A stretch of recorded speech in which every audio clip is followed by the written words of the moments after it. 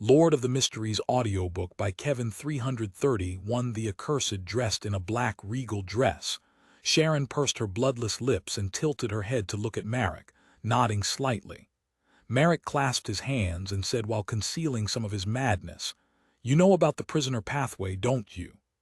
"Yes, I've heard of it in the Beyonder circles," Klein answered frankly. "Of course, these Beyonder circles refer to the Nighthawks and the Tarot Club." He sighed in his heart as he added. Marek seemed to recall something, and he was silent for nearly 20 seconds.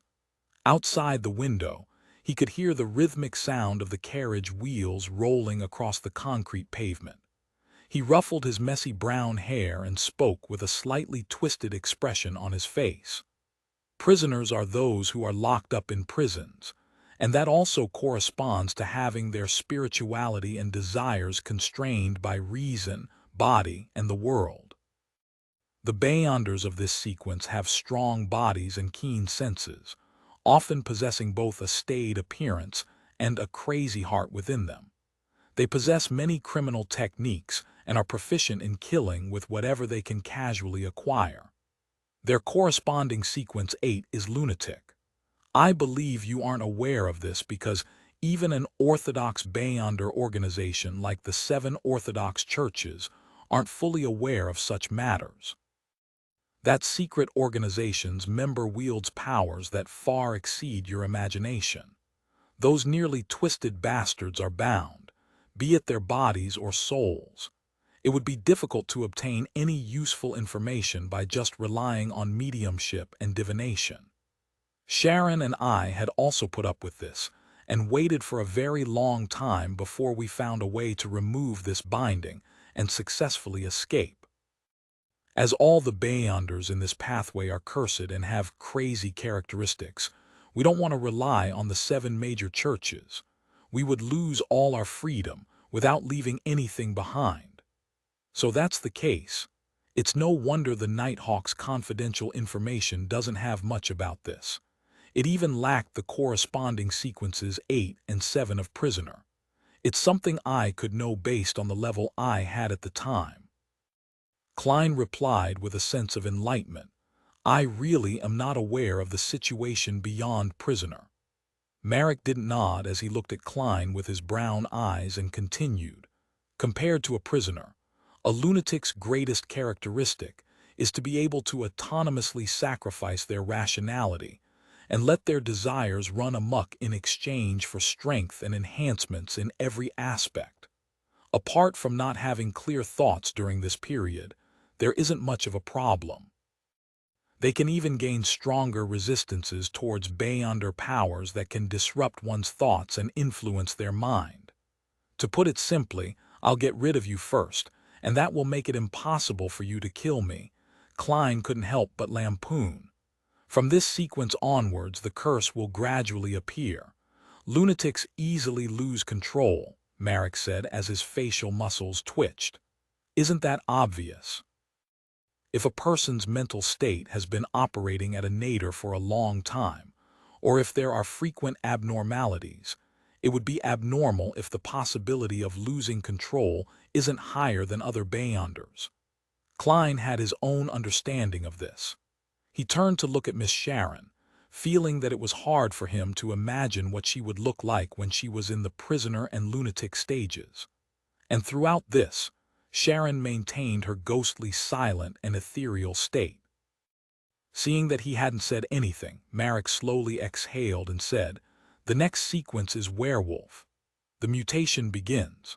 However, in the eyes of normal people, the crazy prisoners and the lunatics who are prone to losing their minds are actually similar to such mutants. Well, werewolf being a sequence 7 is lower than I expected." Klein's thoughts suddenly wandered. Marek didn't notice how he had gone adrift as he continued on. "A werewolf is a fully cursed person. Every time the crimson moon becomes full, they will lose part of their sanity, grow black fur, and their bloodlust and desire for tasting blood would reach its peak." His voice gradually became a bit erratic, as if he recalled that bitter experience of enduring and repressing himself. "A werewolf has rather powerful rejuvenation abilities, as well as terrifying strength, agility, and speed. Their claws and teeth are in no way inferior to Beyonder weapons of the same sequence, and they contain venom. They also know some darkness-related spells. For instance, targets who are under the werewolf's control would become subordinates after a period of time, when a werewolf's venom infiltrates their body for a period of time. They would become a monster like a werewolf, and typically these monsters possess very short lifespans. After hearing Marek's explanation, Klein made a pertinent conclusion. At the level of Sequence 7, the werewolf is above average in terms of actual combat ability. A werewolf who is always unable to suppress their instinct to kill and their bloodlust during a full moon will turn increasingly cold and more twisted. Gradually, they will lose their feelings that a normal human would have, Marek added. There was an undisguised pride in his tone. It fits Mr. Isaac's description of mutants. Klein subconsciously looked at Miss Sharon, instinctively imagining her werewolf form. However, her cold gaze almost made him shiver, and he quickly turned his head back. Marek unconsciously licked his lips. It wasn't the seductive kind done by women, but the kind that gave people a sense of danger. His gaze seemed to momentarily lose focus, leaving his recollections an unknown. After a few seconds, he opened his mouth again. I'm at the corresponding sequence 6, zombie. Zombie. Your outer appearance really does resemble one. It's no wonder you often play cards with a bunch of your own kind. It turns out that you are also a special kind of zombie, a real living zombie. Klein thought for a moment and said, I heard from Kaspars that you aren't afraid of bullets. Marek nodded and said, my body can be as hard as steel. Even if you used a revolver to fire at my head, I'll only feel dizzy at best. You'll need to shoot me 5 times in the same spot before you're able to break my defenses. And even if you break through my defenses, to a zombie, all other forms of damage isn't lethal if the brain isn't destroyed. And my strength has been raised significantly from the foundation of a werewolf. Furthermore, I wield a portion of death-related spells and can easily summon zombies and control ghosts. I can direct them and am proficient at using cold and decaying Beyonder powers. Every sequence in the mutant pathway has different characteristics. There are very few changes in the progressive pathway. Klein pondered for a moment and asked, then, what about the curse of zombie? Marek clenched his teeth and said, I will thirst for the warm blood and fresh meat of humans. During the full moon, this state will be particularly serious.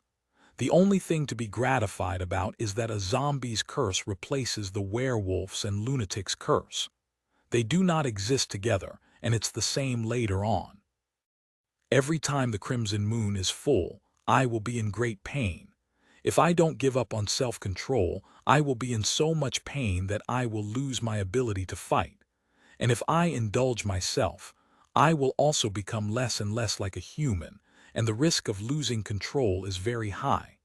Even in normal times, I would always resist the desires in my heart and the strong malice in my heart. Few.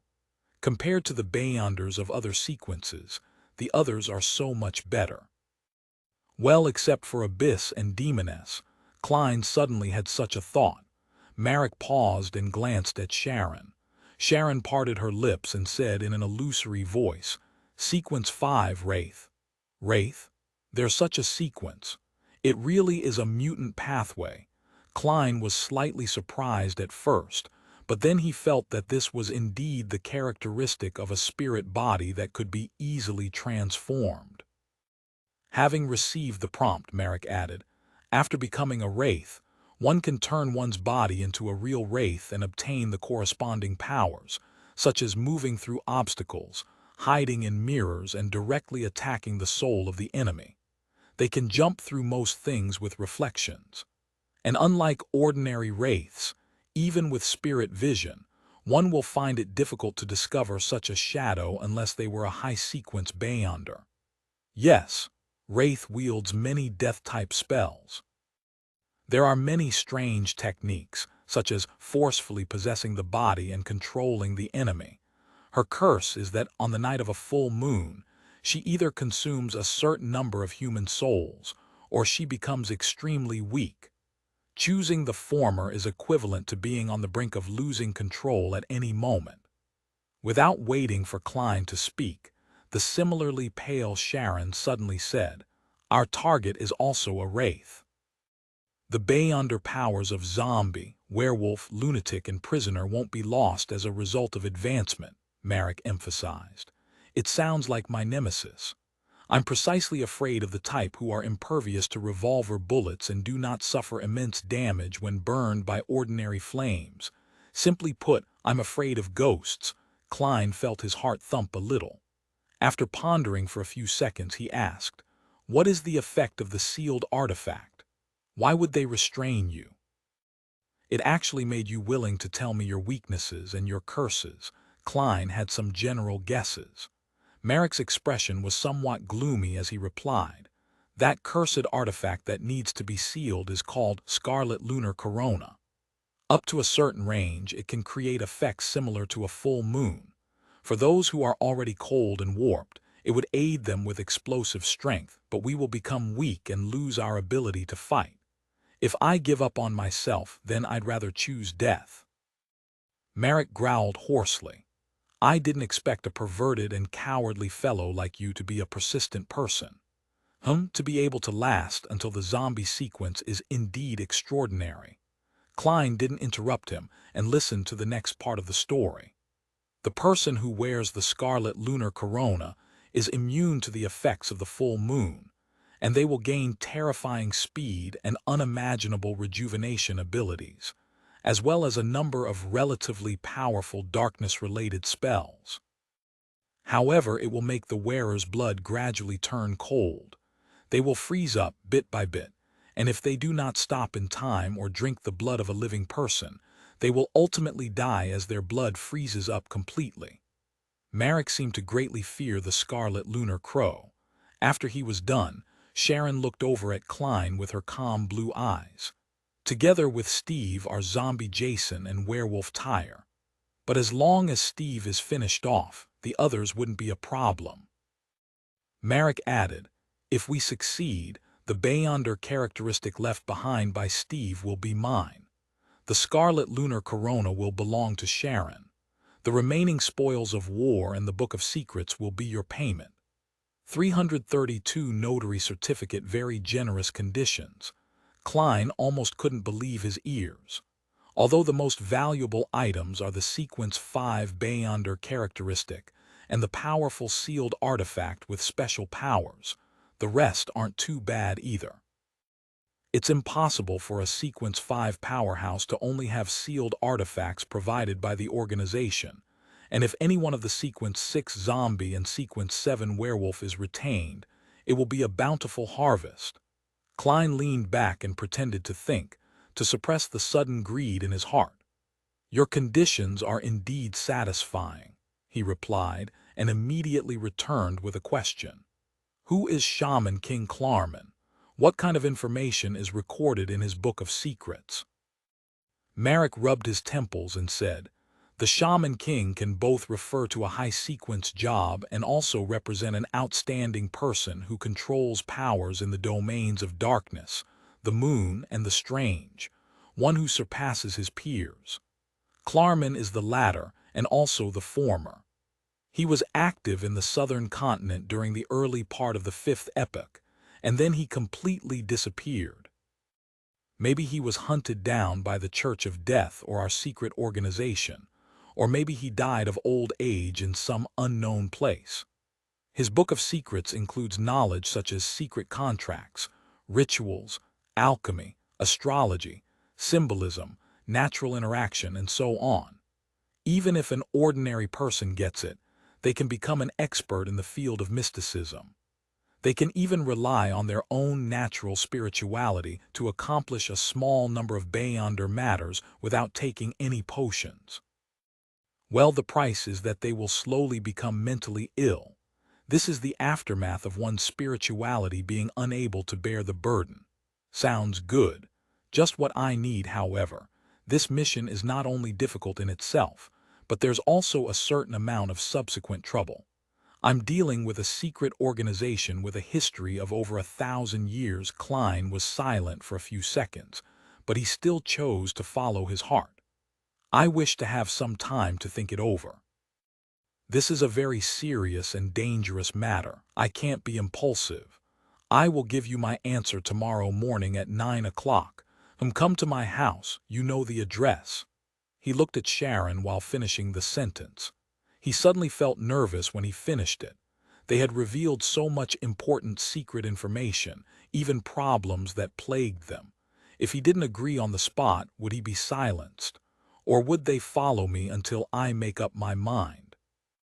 Then, how can I go above the gray fog to make the divination?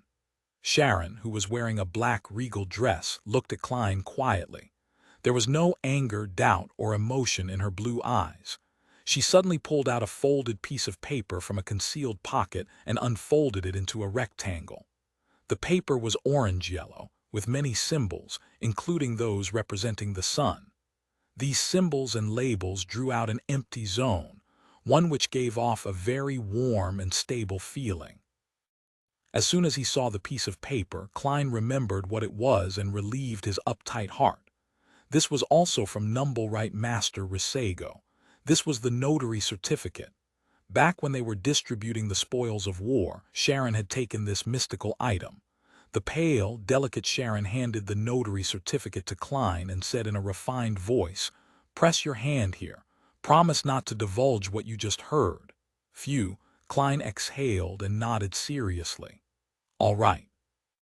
According to the prompt, he took the notary certificate and pressed his palm against the blank area. Then, after some deliberation, he opened his mouth and said, "I promise I won't tell anyone what I just learned from Miss Sharon and Mr. Merrick."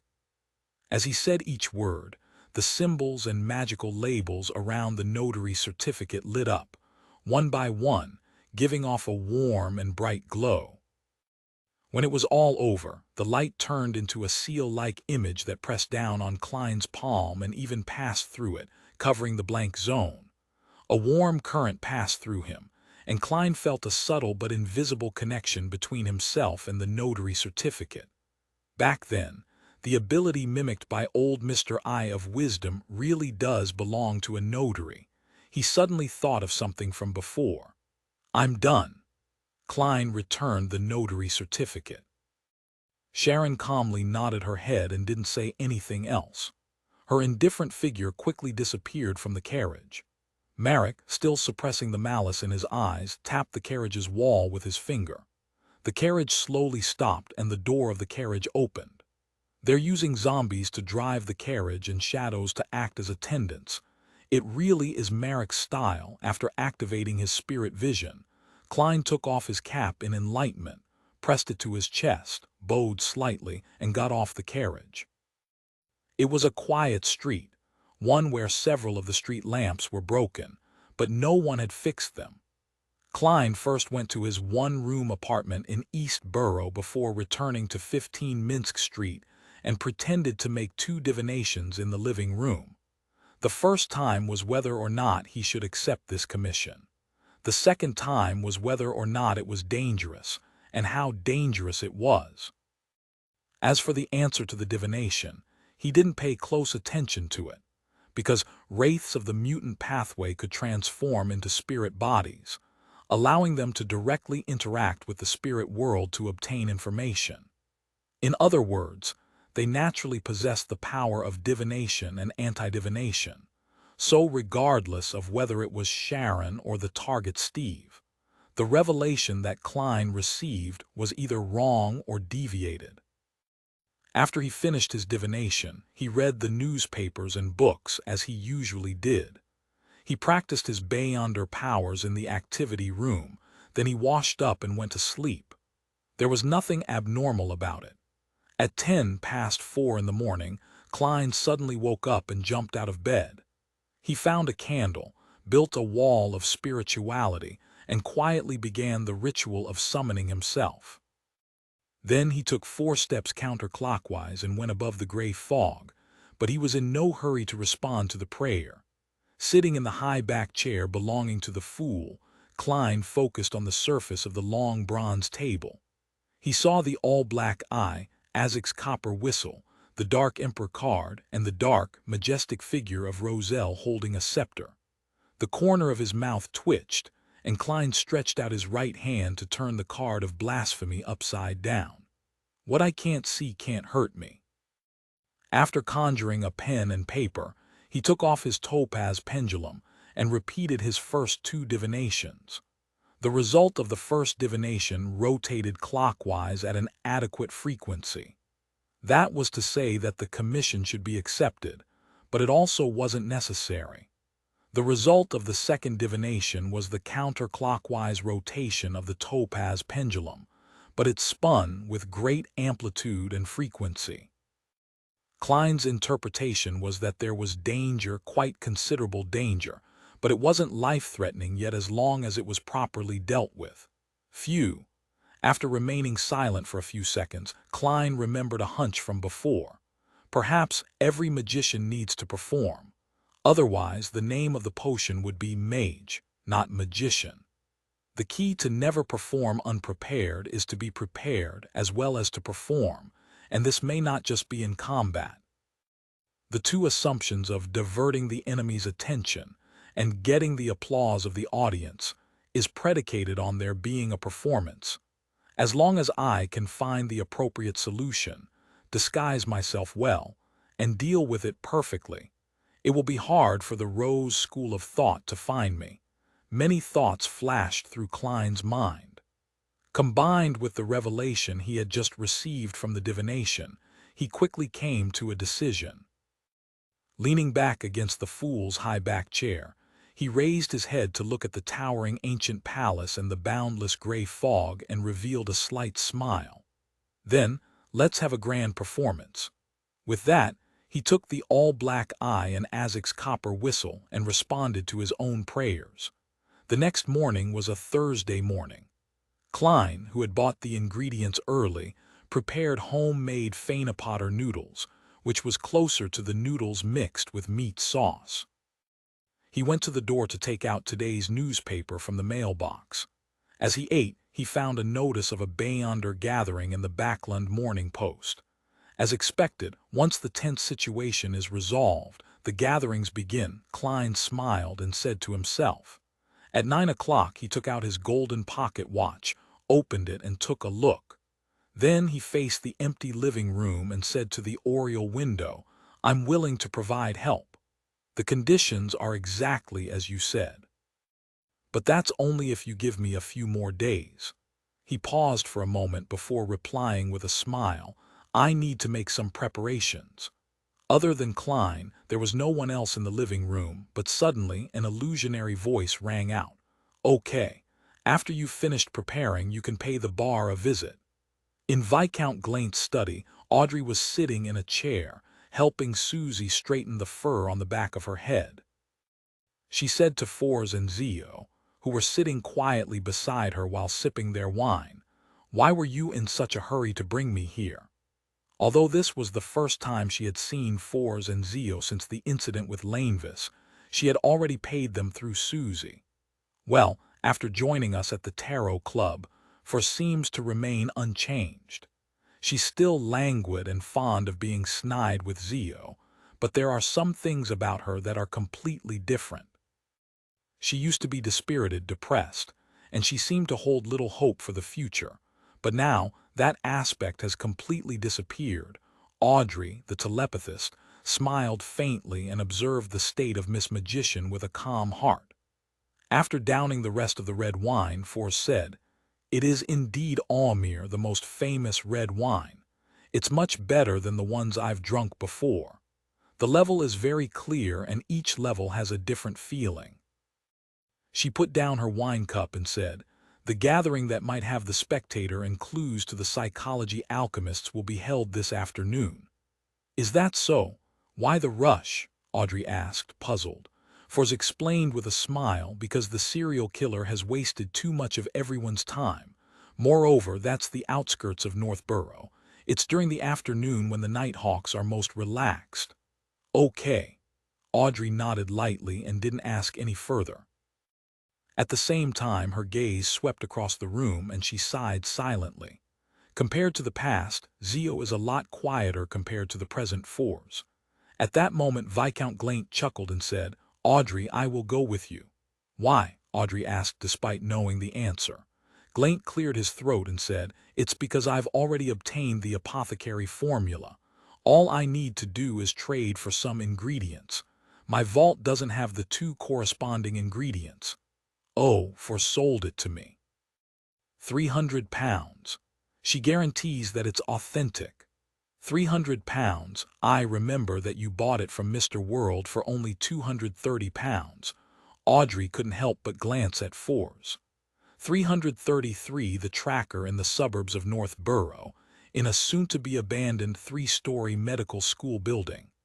Even at 3 o'clock in the afternoon, the fog and the clouds had already darkened the whole of Backlund, as if a storm was approaching. Along the dilapidated corridor, the gloomy light shone in diagonally, penetrating the windows and causing everything to appear silent and scarred. It was eerie and terrifying.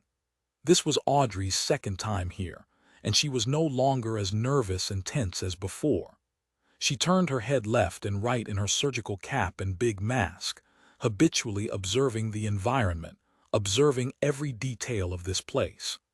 Viscount Glaint was walking beside her and gradually turned apprehensive. He couldn't help but whisper, "Why do I find that this place is a little strange? Could there be evil ghosts?" As a mysticism enthusiast who had only half a foot in the Beyonder Circle, the only Beyonder phenomenon he had witnessed was first passing through walls and the opening of a door. He was still unsure of the existence of wraiths and shadows. However, this didn't stop him from being afraid of similar monsters. Force turned her head and shot him a glance as she held back her laughter. Most of the participants of this gathering are Beyonders. If there really are evil ghosts or spirits, they would definitely be very happy. It usually implies ingredients or servants. Noticing that Viscount Glaint was obviously relieved, she purposely added, "Of course, I'm only talking about the weaker kind of ghosts. A truly formed shadow might be able to kill everyone here without making a sound.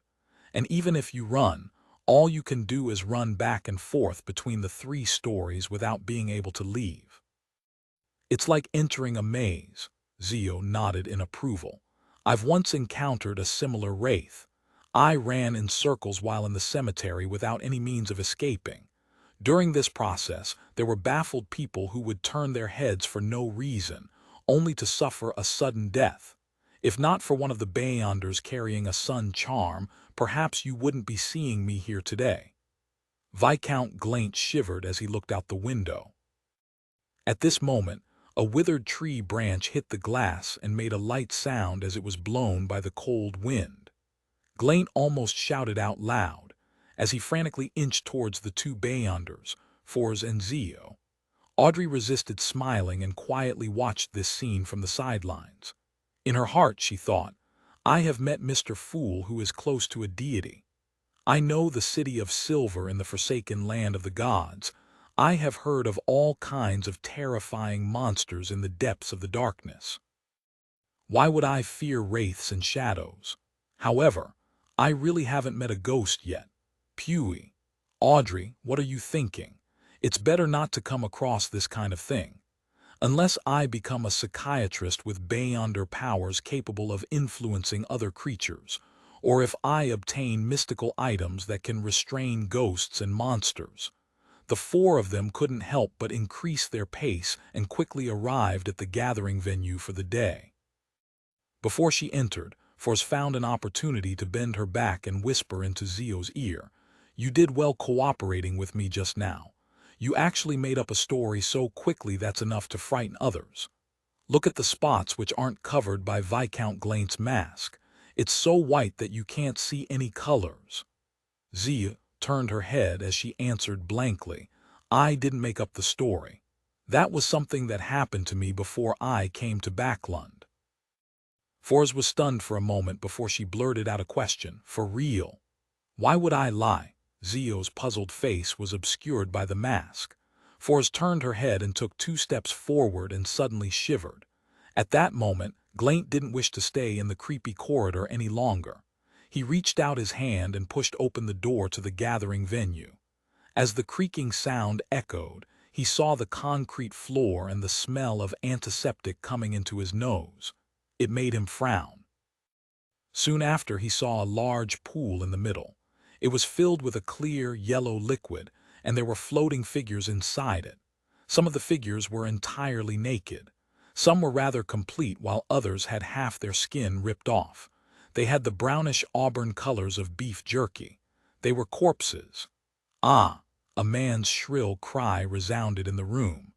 Gazes were instantly cast onto Glaint. These gazes were all from the figures in white coats surrounding the pool. They were also wearing surgical caps and huge masks, and only their eyes and a bit of their skin were exposed. Glaint's body swayed a bit. He wanted to turn around and run away, but when he saw Audrey, Forrest, and Zio pass him, as if nothing had happened, in order to enter his room, he realized that they were pretending that they weren't his companions. As he took a deep breath, Glaint nearly vomited. He looked outside and saw that the corridor was dark and gloomy, filled with shadows, and that there wasn't a single living soul in sight. With another shudder, Glaint hastened his steps and caught up with Audrey and the others, finding a place to sit down as far as possible from the pool. After a few minutes, a figure wearing a white coat stepped out of the line and used a wooden pole with a hook on the side to pull a corpse to the side. Then, he directly dragged the corpse to the concrete floor. He paused for about 3 seconds, took out a scalpel, and slit open the body's abdomen. As the gash deepened, a cold and hoarse voice suddenly sounded from inside. "Let the gathering begin." Glaint reached out with his hand to press down his mask. His throat moved a few times and he almost vomited. They were midway in the gathering, with all kinds of trades either a success or failure happening. Audrey, who had been calmly observing all this time, finally opened her mouth and said, "I want the spectator potion formula." Before she could finish her sentence, she felt several gazes sweep over her. However, they quickly moved away and didn't linger for long. After several seconds of silence, the transaction was aborted. Around 4 in the afternoon, it was getting closer to night. Why was there nothing at all? Glaint didn't maintain his aristocratic demeanor as he slumped against the wooden wall of the carriage and sighed. This Beyonder gathering had left a deep impression on him, making him feel as if he had taken a huge risk. But even so, he was still unable to buy the horn of an adult flying unicorn and the venom crystal of a royal jellyfish. Forrest secretly pursed his lips and said, "That's normal." Although Backland is the easiest place to get ingredients, if you can't join every Beyonder gathering, there will still be situations in which you won't be able to find what you want for a long time. It requires either luck or patience. Mr. Viscount, think about Miss Audrey's spectator potion.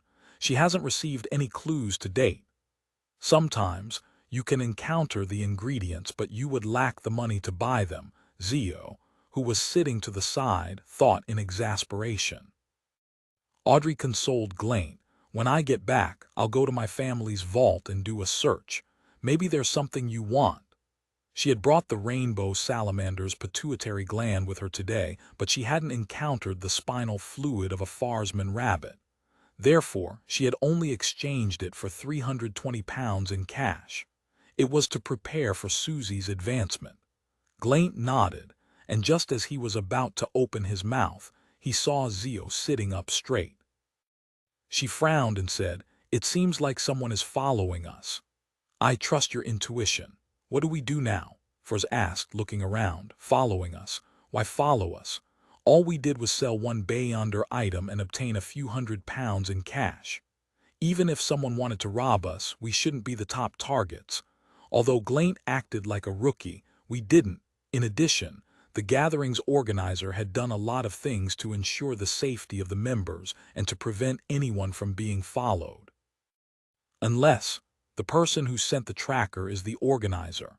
Last time, everything seemed normal. What's the difference between the two occasions? Audrey's mind raced when she suddenly came up with an idea. Perhaps it was my request to purchase the spectator formula that attracted the attention of the psychology alchemists. It's impossible for them to randomly sell the spectator formula, so what would inevitably follow is recruitment into the organization. And recruitment isn't a simple matter. One has to be wary of any quasi-nighthawks or quasi-mandated punishers, or spies sent by other hidden factions. If they don't observe the target and conduct an investigation, the organization would quickly be destroyed. After pondering for a few seconds, Audrey said to Fours and the others, "Prepare to be attacked. Pretend as though you didn't notice the tracker. If we can successfully return to Empress Burrow, don't worry about exposing the identities of Glaint and me. Both of you have to leave in secret." Her green eyes swept over Glaint and she added with a smile, "A lot of people know that we are mysticism enthusiasts, so it's normal for us to find an opportunity to participate in a Beyonder gathering. Even if the tracker is an official Beyonder, they won't suspect anything. We are just regular people, so all they will do is warn us through other channels. But I'm already at sequence 8, few. In order to come into contact with the psychology alchemists, I have to take a little risk. It's likely the official Beyonders won't target me for seeking to purchase a formula. They shouldn't be able to bypass the gathering organizer and track us down. I want to believe in my own judgment." Audrey cheered herself on. "Okay," Viscount Glaint mumbled as he agreed. The horse carriage continued on as usual, going in circles a few times. In the end, Audrey and the others changed to another carriage as they had planned. Throughout this process, the tracker never attacked. When they reached the back door of Viscount Glaint's mansion in Empress Burrow, the two nobles used their usual means of returning. As for Fours and Zio, they each relied on their own skills to leave. About 10 minutes later, Audrey, accompanied by her huge golden retriever, Susie, and her maids, openly left through the front door in her own carriage.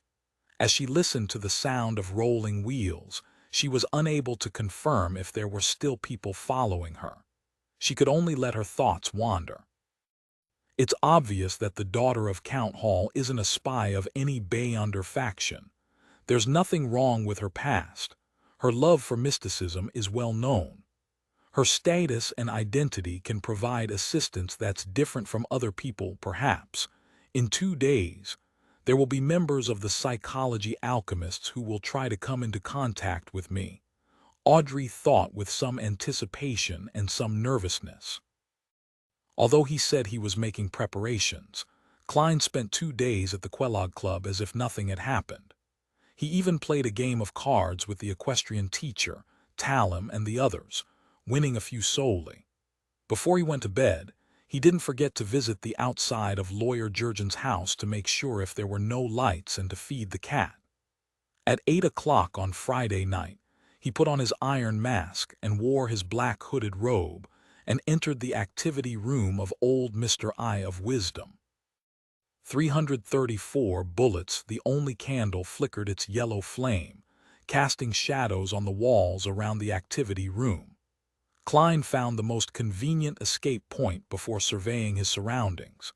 He saw the Eye of Wisdom with his deep cheek lines and the plump apothecary. Well, after another comparison, even though he's wearing an iron mask that covers half his face, it's still pretty clear that he was the man I met at Rice Circus who deserves a beating. Klein looked away and waited for the gathering to officially begin. The woman who had an artisan backing her was very hidden among the participants, so he couldn't be sure that she was present before she spoke. After a few minutes, Eye of Wisdom raised his head to look at the mechanical clock on the wall and chuckled. "There's a lot of people here today. Let's begin." Before he finished speaking, the plump apothecary rushed to speak. "I need a Beyonder creature for an experiment. It's best if it's an animal, and it's best if it's already restrained and one that's not too dangerous." A beast-type Beyonder creature. Klein was slightly moved. He remembered what the apothecary had said in the circus theater, and that he was apparently able to read the thoughts of beasts. He's just an apothecary. Yet, he poses such an ability and is even looking to purchase a beast-type beyonder creature. After I sold him the spring of Elves marrow crystal, he should have gathered the ingredients and advanced to the next sequence. In other words, the sequence after apothecary has something to do directing wild beasts. Klein made a deduction based on the information he knew. At this moment, someone responded to the apothecary with a sneer. Who would keep a beyonder creature by their side? It's dangerous and easily discovered. Wouldn't it be easier and more concealed to kill them to obtain its beyonder ingredients? The apothecary was a person who refused to lose in a spar of words, so he immediately sneered. What a foolish thought! You can't guarantee that the beyonder ingredient on a beyonder creature is exactly what you need and that you can definitely sell it. You might as well tame it and direct it to be your helper, increasing your strength severalfold. As he spoke, his voice gradually grew softer. He felt as if he had revealed some important secret. Damn it, why can't I control this mouth of mine? The apothecary figuratively smacked himself in the heart. As expected, Klein nodded indiscernibly. Without a doubt, the apothecary's request wasn't met. Most of the participants here were low-sequence beyonders, and their statuses in Backlund weren't very prominent, with the need for them to be relatively alert, to the point of barely maintaining it. So how was it possible for them to extravagantly rear a beyonder creature? Furthermore, more importantly, there was the fact that wild beyonder creatures were usually hostile to humans. Any encounter would usually lead to one dead, so if one wanted to capture them alive, they would need to have a sufficiently strong team or be strong enough to overwhelm the enemy. Of course, this didn't exclude particular beyonders who possessed special abilities that were suitable for such situations. After a bout of disappointment, the apothecary coughed lightly and said, "I've brought quite a few bottles of medicine. All of you know the effects. If you want them, you can speak up when the gathering is almost over. The few medicines to treat wounds, go berserk, and increase one's ability in that aspect." Klein silently lampooned. He chuckled and provided a suggestion. You can purchase a Sequence 9 formula, find the corresponding beyonder ingredients, and then concoct the potion to feed the animal you fancy. This way, you will have a Sequence 9 beyonder creature, and you can also continuously advance it with the subsequent potions. Of course, that's built on the premise that you are rich enough and can deal with the defective ones that lose control.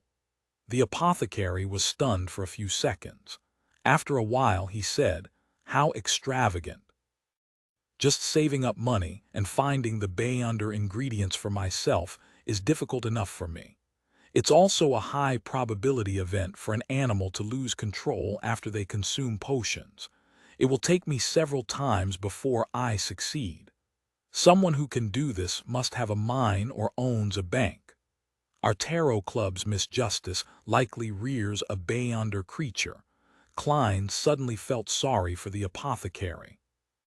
If one wanted to disregard it for the sole purpose of earning money, apothecaries were the easiest among the low-sequence beyonders to amass large amounts of wealth.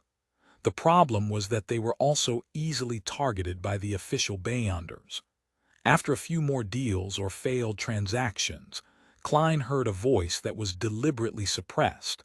"I only brought one beyonder weapon this time. They are 50 bullets with different effects. 20 of them are engraved with the Sun Domain's labels and symbols, forming a complete charm. They can be used to purify ghost-related monsters. They cause more damage to wraiths and shadows, so they are called purifying bullets. There are another 20 bullets which are meant for corrupted creatures, known as demon-hunting bullets. The other 10 are bullets that counter evil-type monsters, known as exorcism bullets. Their effects can be maintained for 18 months or more. 50 bullets for 500 pounds or the barbarian potion formula. It will come with a revolver with the matching caliber. They did make related bullets according to my suggestions from last time. From the looks of it, they're more complicated than ordinary Beyonder weapons. It took them so long only to make a set. Klein didn't give the others a chance and directly said, "I have the barbarian potion formula." At this moment, a rather tall man offered a price. 550 pounds.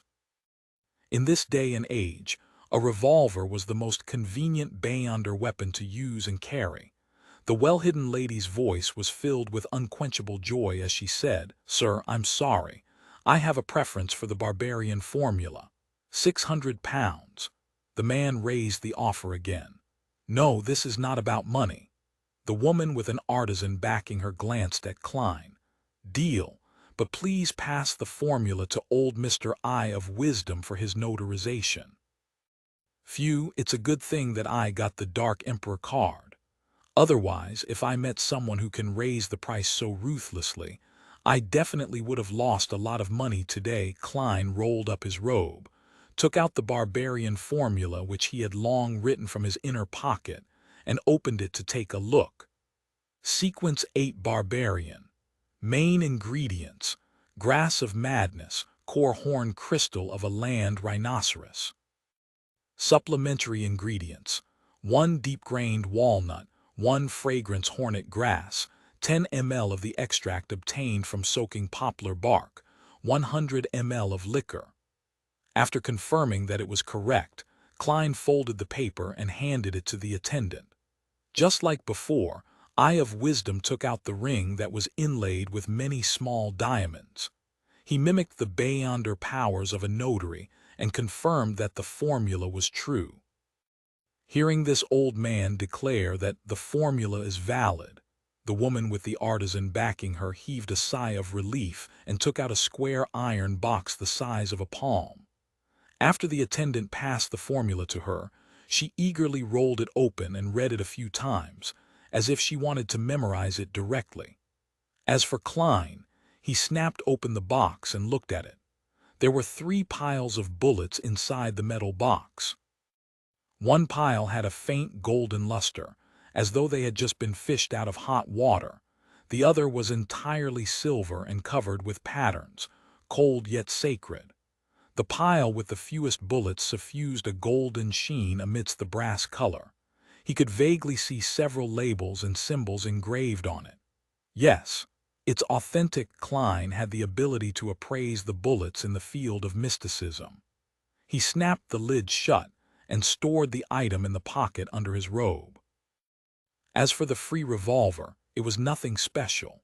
The body of the gun was a deeper brass color, and the handle was made out of walnut wood.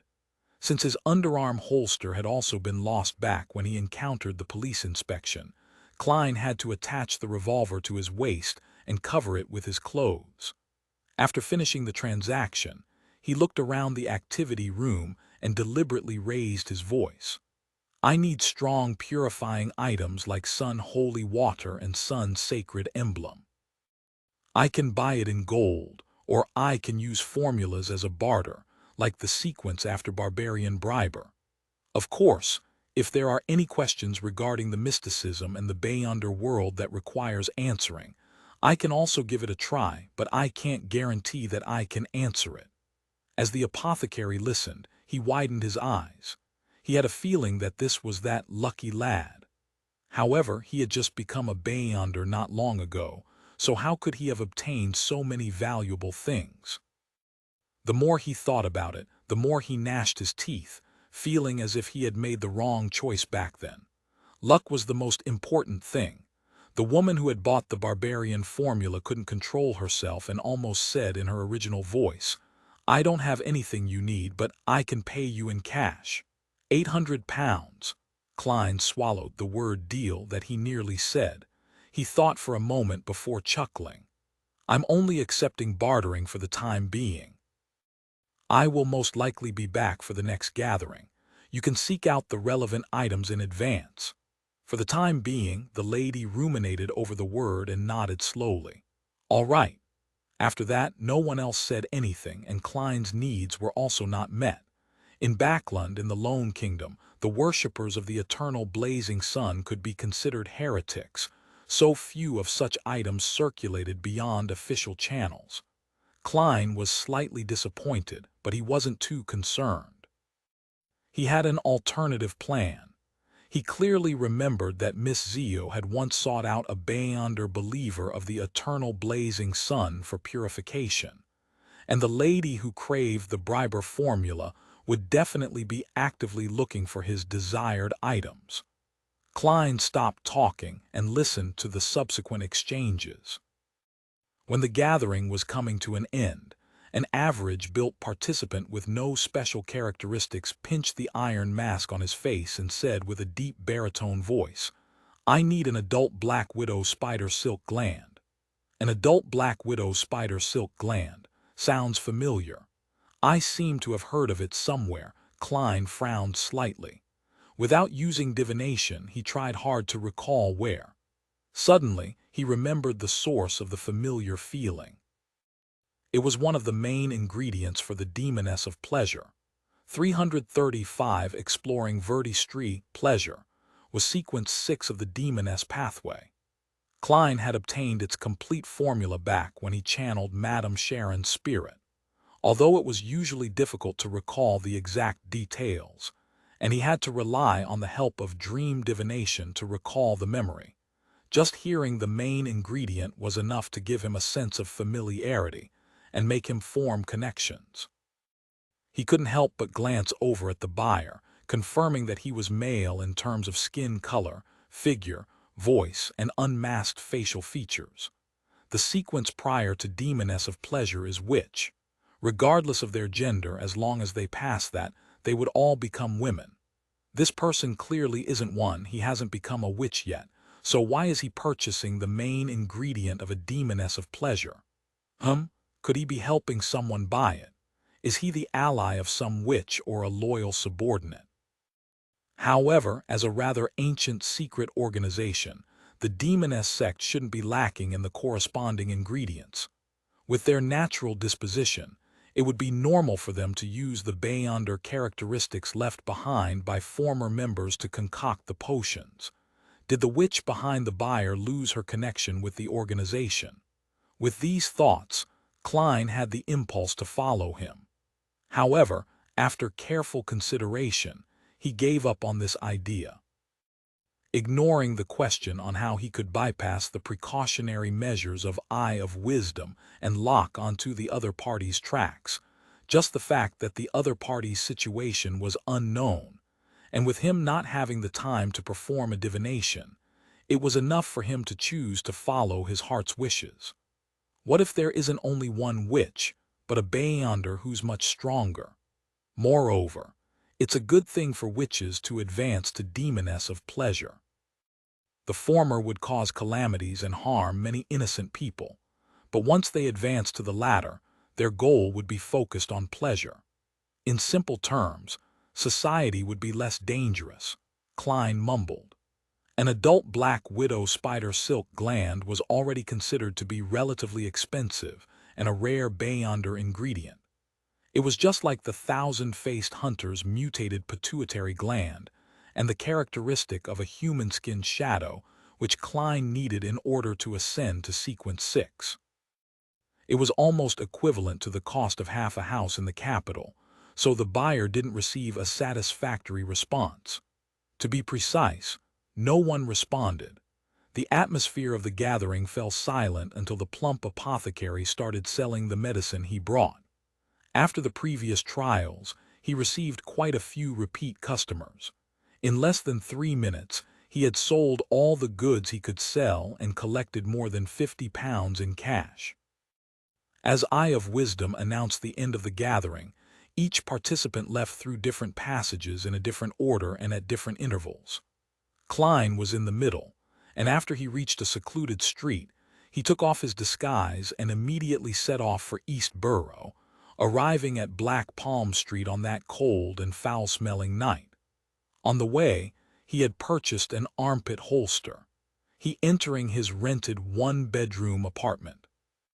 Without taking a break, He took out his revolver and opened the metal box containing the Beyonder bullets. He then took out 2 purifying bullets, 2 demon hunting bullets, and 1 exorcism bullet. Then he loaded them one by one into the chamber. Taking a pose, he tested the feeling and whether he could fire normally. Klein inserted the revolver into his armpit and busied himself with other preparations.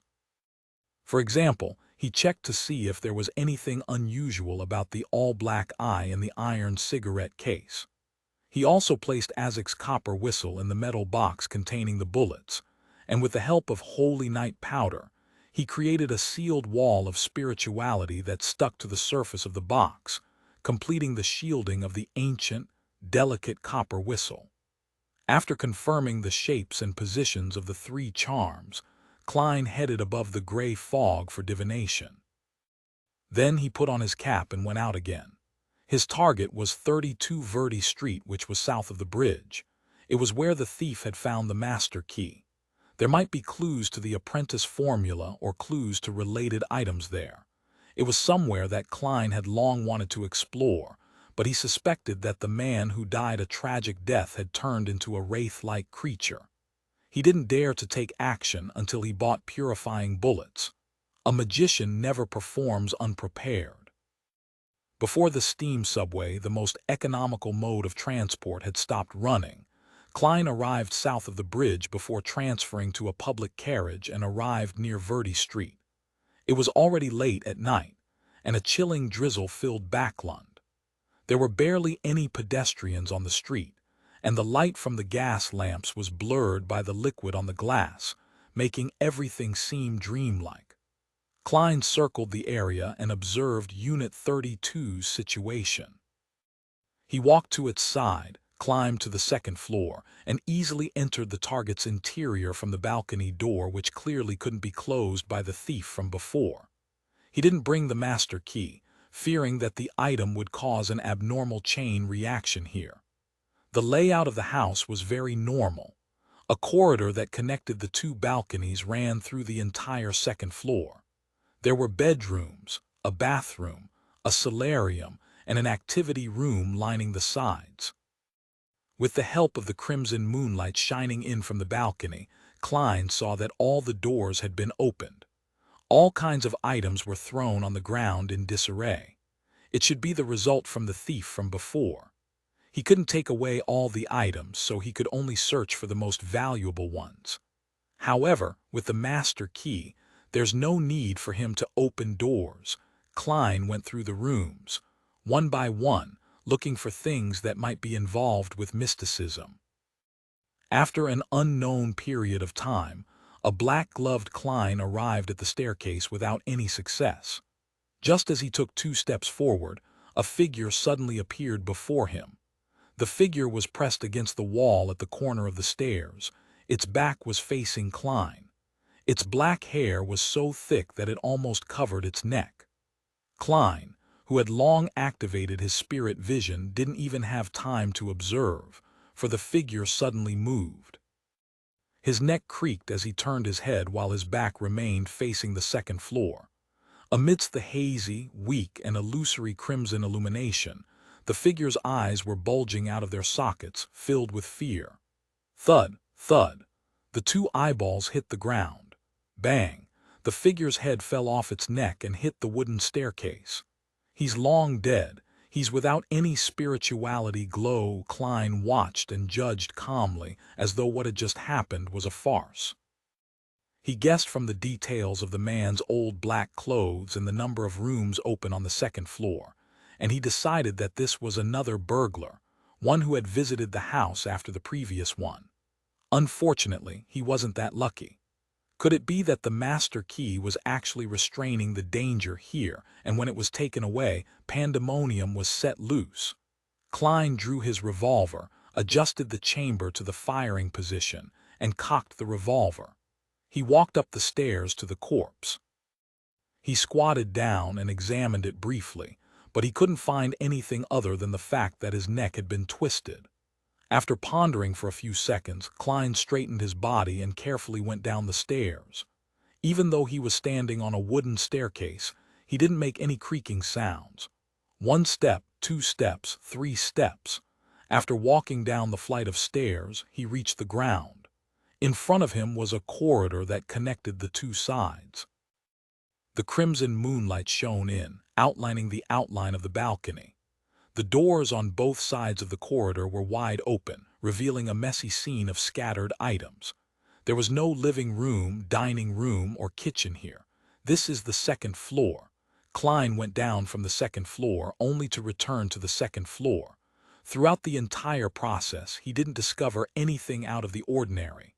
Klein didn't panic as he slowly turned around. Behind him, there was a staircase leading downwards. That is to say, my special ability can only resist the invasion of my Beyonder powers through the use of Beyonder powers such as dreams and spirit channeling, or for me to realize that the environment I'm in does not belong to the real world. I'll still be influenced by hallucinations. Klein took out his matchbox and took out a few matches with his gun-carrying hand. He continued down, throwing a match down every few steps. Once again Klein came to the corner of the stairs and saw the dead body with its head separated from its body. At this moment, a cold wind blew across the back of his neck, causing his hair to stand on end. "Pa!" Klein snapped his fingers, and a red flame soared from behind him, soaring toward the ceiling.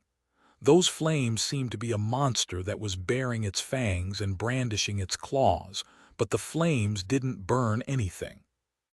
Klein was about to turn around and look with his spirit vision when his body suddenly froze, as if he had fallen into a lake frozen in winter. He couldn't help but tremble as his left hand was slowly reaching for his neck as he forcibly suppressed it. At that moment, Klein sighed softly. He forced his left hand into his pocket, removed the wall of spirituality, and opened the metal box containing the bullets. Next, he held Azek's copper whistle, took it out, shook it, and threw it into the air above the stairs. In almost an instant, he felt the coldness and stiffness in his body disappear. In his spiritual perception, a sinister and cold mass leaped out like a dog fetching a ball as it pounced at Azek's copper whistle. Klein smiled, raised his right hand, aimed at the copper whistle, and pulled the trigger. He softly said, "Bye-bye," bang.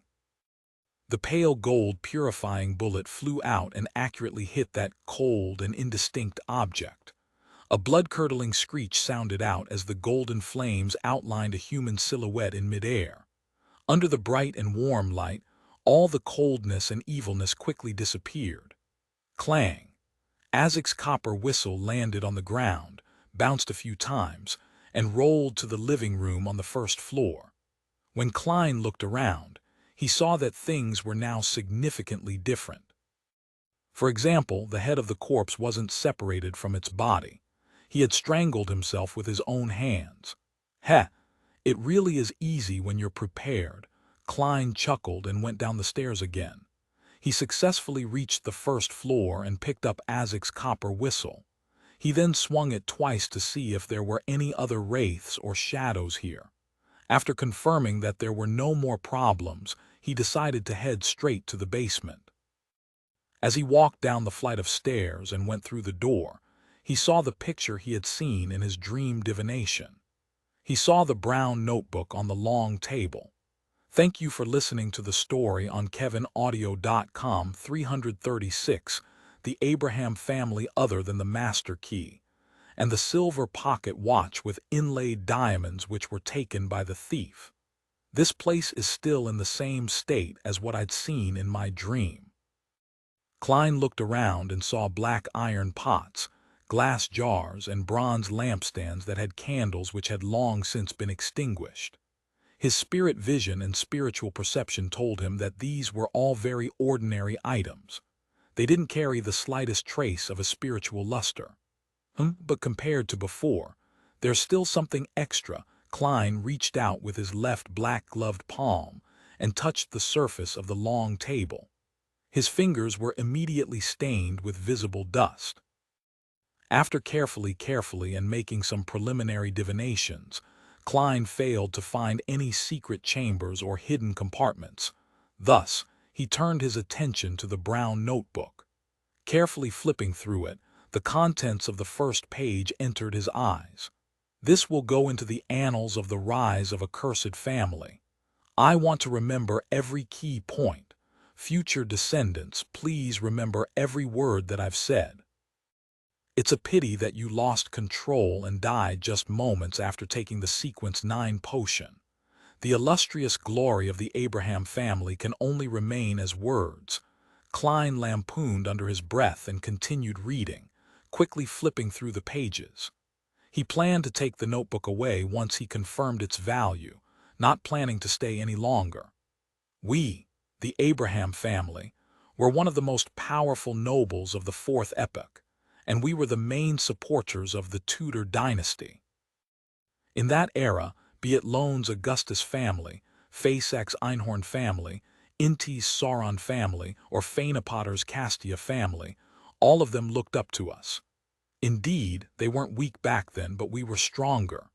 Even the rumored Antigonus family and the Zaratul families were slightly weaker than us. Unfortunately, the glory of our family disappeared in the War of the Four Emperors. Ancestor Bethel went missing in that war where the deities personally fought. The remaining high sequence Beyonders all perished. Ever since then, our Abraham family has been under a terrible curse. Generations after generations of ancestors have attempted to revive our family, but without exception, all of them went mad and lost control. Some of them did so just before becoming a high sequence Beyonder or at sequence 7 and 8. And every case of losing control brings about a disaster that is close to annihilating the family. The accursed forget the family name carved in their bloodlines and hurt the other members of the family without restraint. They were already monsters. For the continuation of the family, the Abraham family made a painful decision to no longer live together. Instead, it split up into small families that migrated to various parts of the northern continent. That way, even if someone lost control and started a massacre, their bloodline wouldn't be cut off because of this. My father was afraid of the curse, so he chose to remain as an ordinary person. If it wasn't for the fact that the bloodline's last name is still ever shining, he wouldn't even be willing to tell me these things. I want to record this down. I want to keep it on my mind. I want to remember the glory and the disaster of the Abraham family. Every Beyonder generation would eventually lose control without exception. The curse of the Abraham family is even more terrifying than that of the City of Silver. Wait a minute. They should all be from the apprentice pathway. Could it be that they heard that Mr. Door's plea for help? This isn't a cry for help. It's clearly a life-depriving curse. However, according to Miss Magician's description, it isn't because she became an apprentice that she had heard those illusory ravings during the full moon, but because of her use of the bracelet on her wrist. Afterwards, she couldn't escape the ravings regardless of whether she wore it or not. And what's the reason for those Beyonders of the Abraham family? Perhaps the curse has nothing to do with Mr. Door. Well, the notebook mentioned that the ancestor of the Abraham family, Bethel Abraham, had disappeared in the War of the Four Emperors. Could he be Mr. Door? He was banished from the real world, lost in the darkness, and left trapped in a storm. There's a possibility that the easiest target to ask for help would naturally be descendants from the same bloodline who are of the same Beyonder pathway, but of a relatively lower sequence. It's a pity that because all the powerful Beyonders had perished, his shouts only bring about a curse on the family that has lasted for more than 1,000 years, almost causing the whole Abraham family to disappear. Is this the reason why Mr. Door is so aware of the history of the fourth epoch and the details of the War of the Four Emperors? If my suspicions are true, I can only exclaim, the Abrahams really are an unfortunate family. I wonder if the things mentioned by the owner of the notebook were affected by the passage of time of over 1,000 years, and the separation of the family, which might result in discrepancies. In the War of the Four Emperors, the deities actually personally participated in battle. Klein slightly frowned, and the speed at which he flipped the pages became faster and faster. Father, who chose to remain an ordinary person, ultimately succumbed to his disease. This dealt my mother a huge blow, and she quickly departed with him. And that means I'm free. But what hurts me is that father didn't tell me many things about Beyonders to prevent me from embarking down the cursed path. I have to come into contact with them myself and understand them. Thankfully, he didn't violate the orders of the elder. He still handed me the potion formula of apprentice, trickmaster, and astrologer at his deathbed.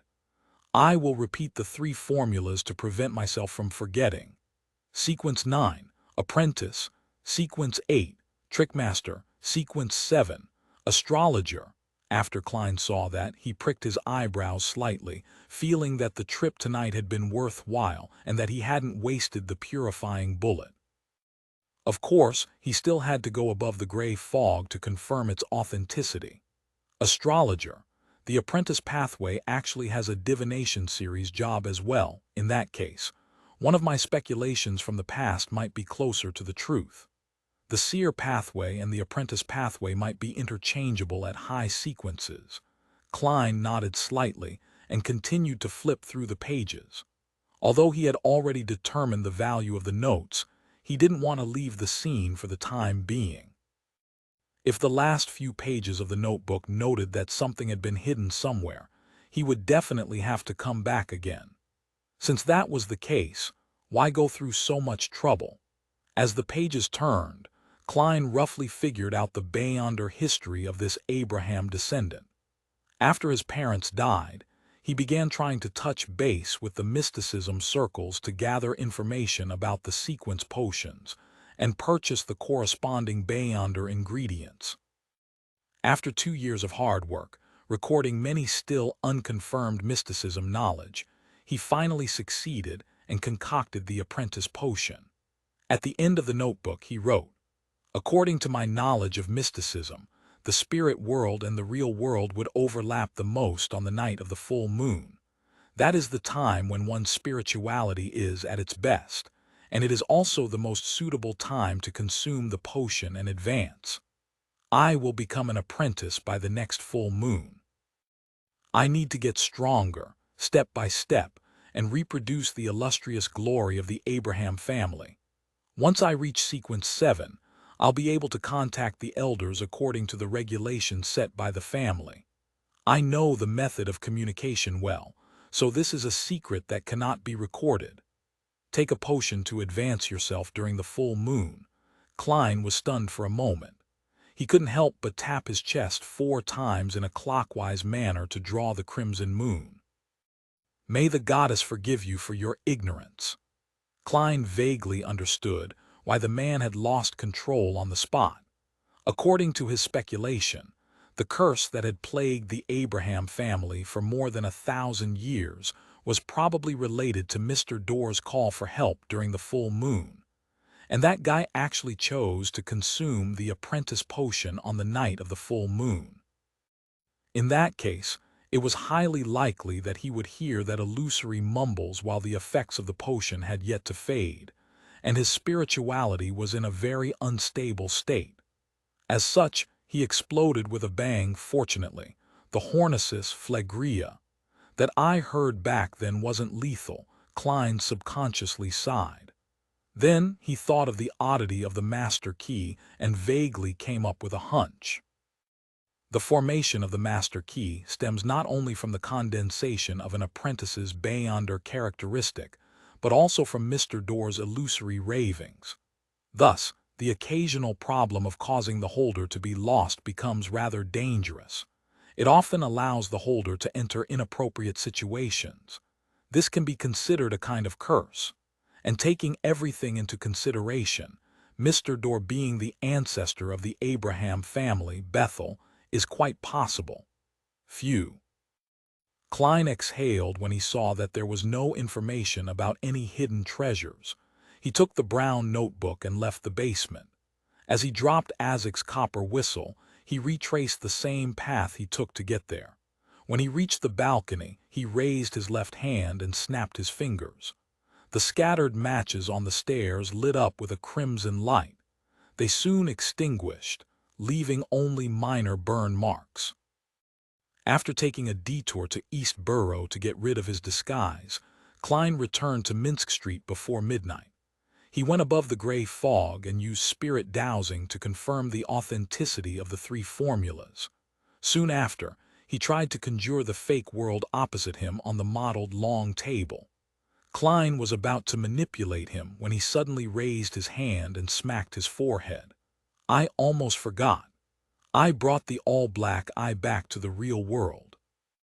After going through the trouble, he made the world appear in the majestic palace and changed the surroundings to look like that of an ordinary room. Then, he made the world pose piously as he said with a hoarse voice, "The fool that doesn't belong to this era. Please tell Miss Magician that I've already obtained the Trickmaster Potion formula. I hope that she can exchange it for items in the Sun domain which are good at purification and exorcism. If the value isn't equal, then I'm willing to make up for it with additional gold pounds." After manipulating the world, Klein turned the scene into a ball of light and transmitted it to the crimson star representing the magician. He clearly remembered that during the last time Miss Zio had found someone to purify and exorcise her, Miss Magician had also been present. 337. The search for a missing person force flipped through the calendar on her desk and used a pen to mark the date of the upcoming full moon.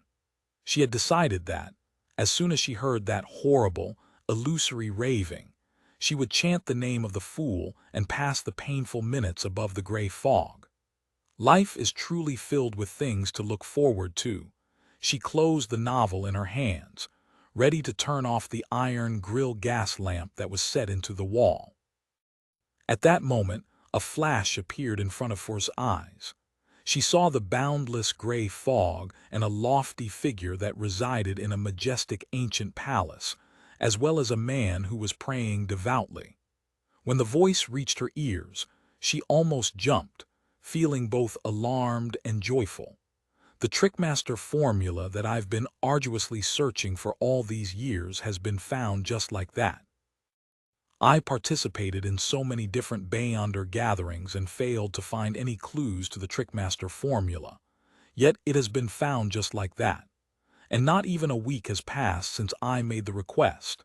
This is the Tarot Club as expected. It's not something ordinary Beyonder gatherings can compare with." For sighed with emotion and endured her excitement and joy as she cautiously responded, "Mr. Fool, is that formula authentic?" "Yes." The fool, who was sitting on the high-backed chair and looking down, replied calmly. For suddenly clenched her fist and secretly pumped it by her waist twice. Almost without any hesitation, she asked, "That was Mr. World, right? Please tell him that I will find what he needs as soon as possible." When the gray fog dissipated and everything was over, Force remained stunned for 2 seconds.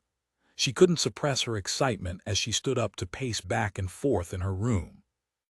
The Sun's domain, items that are good at purification and exorcism. I encountered them only twice in the past, but they were bought by others. They might not be willing to offer them again. Yes, back at Mr. A's gathering, Zio had hired a devotee of the eternal blazing sun to perform a purification and exorcism ritual. He's at least sequence 7, and he should have the relevant items. Or perhaps he grasps key clues to them. I just wonder how much it'll cost.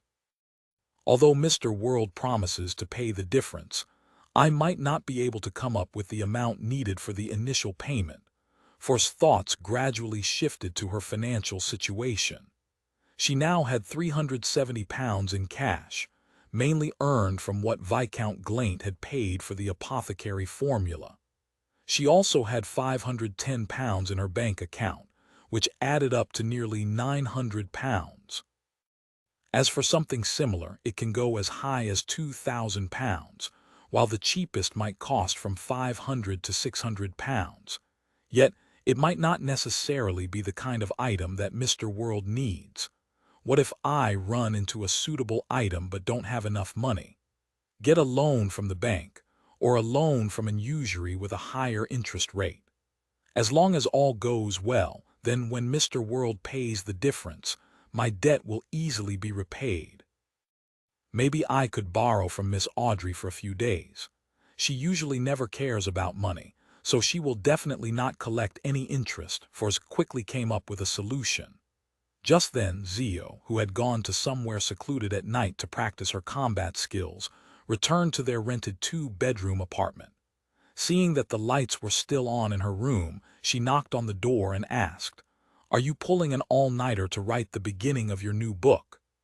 Forrest, you seem really happy. Did the publisher increase your rates?" No. Forrest was slightly taken aback before she forced a smile. "I just received a piece of information that's suspected to be a clue to the Trickmaster potion formula." "Really?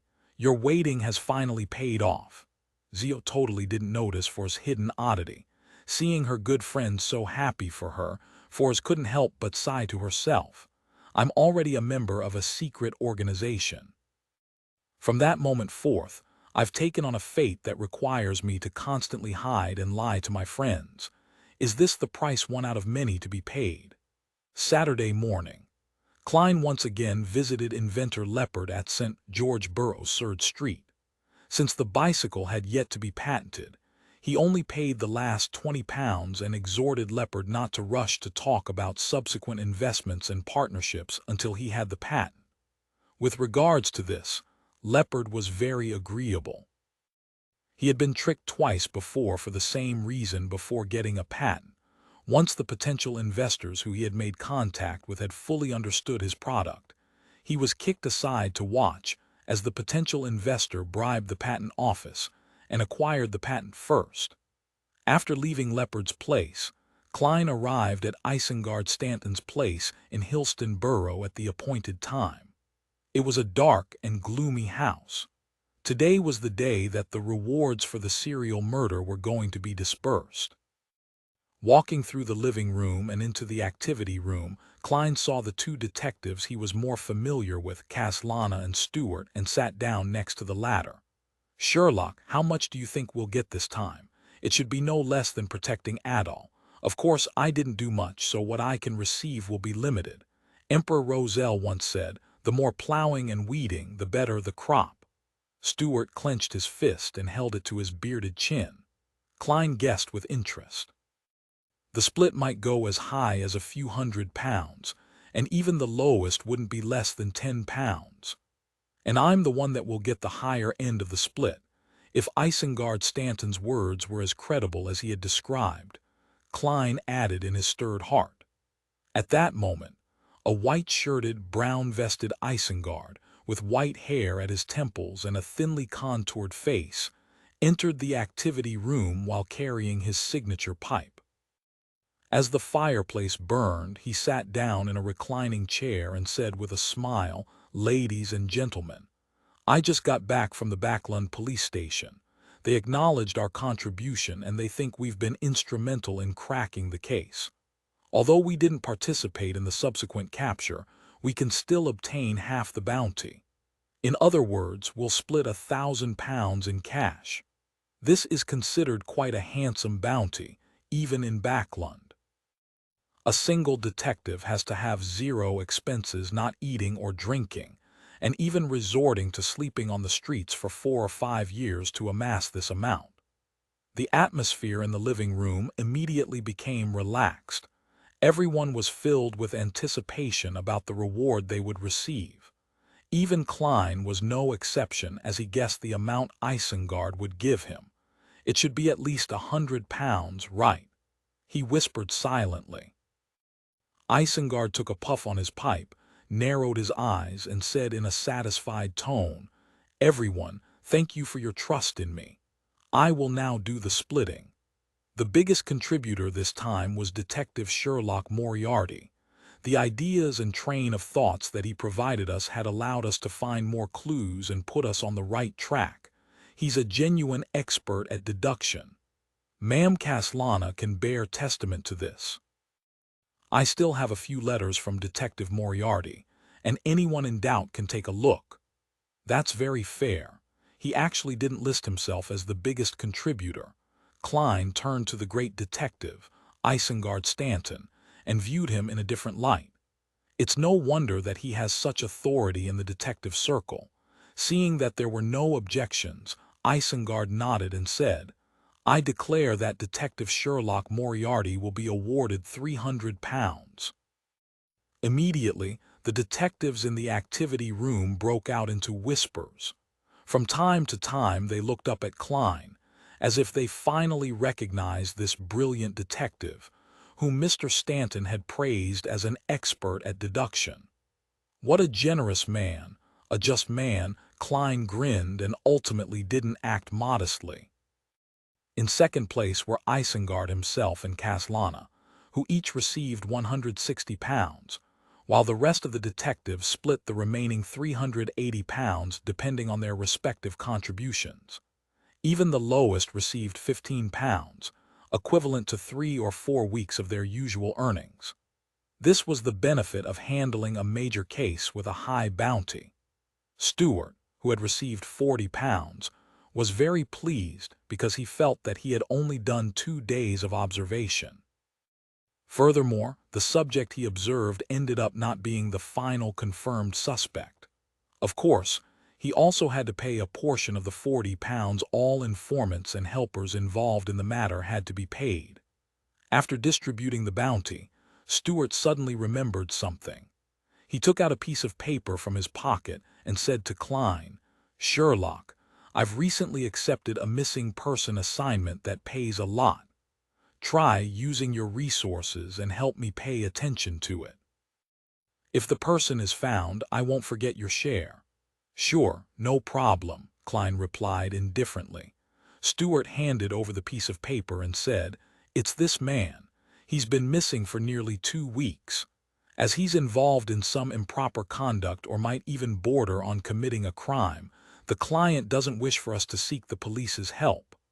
Klein nodded slightly and unfolded the paper. He saw a black and white photo that was made through lithography.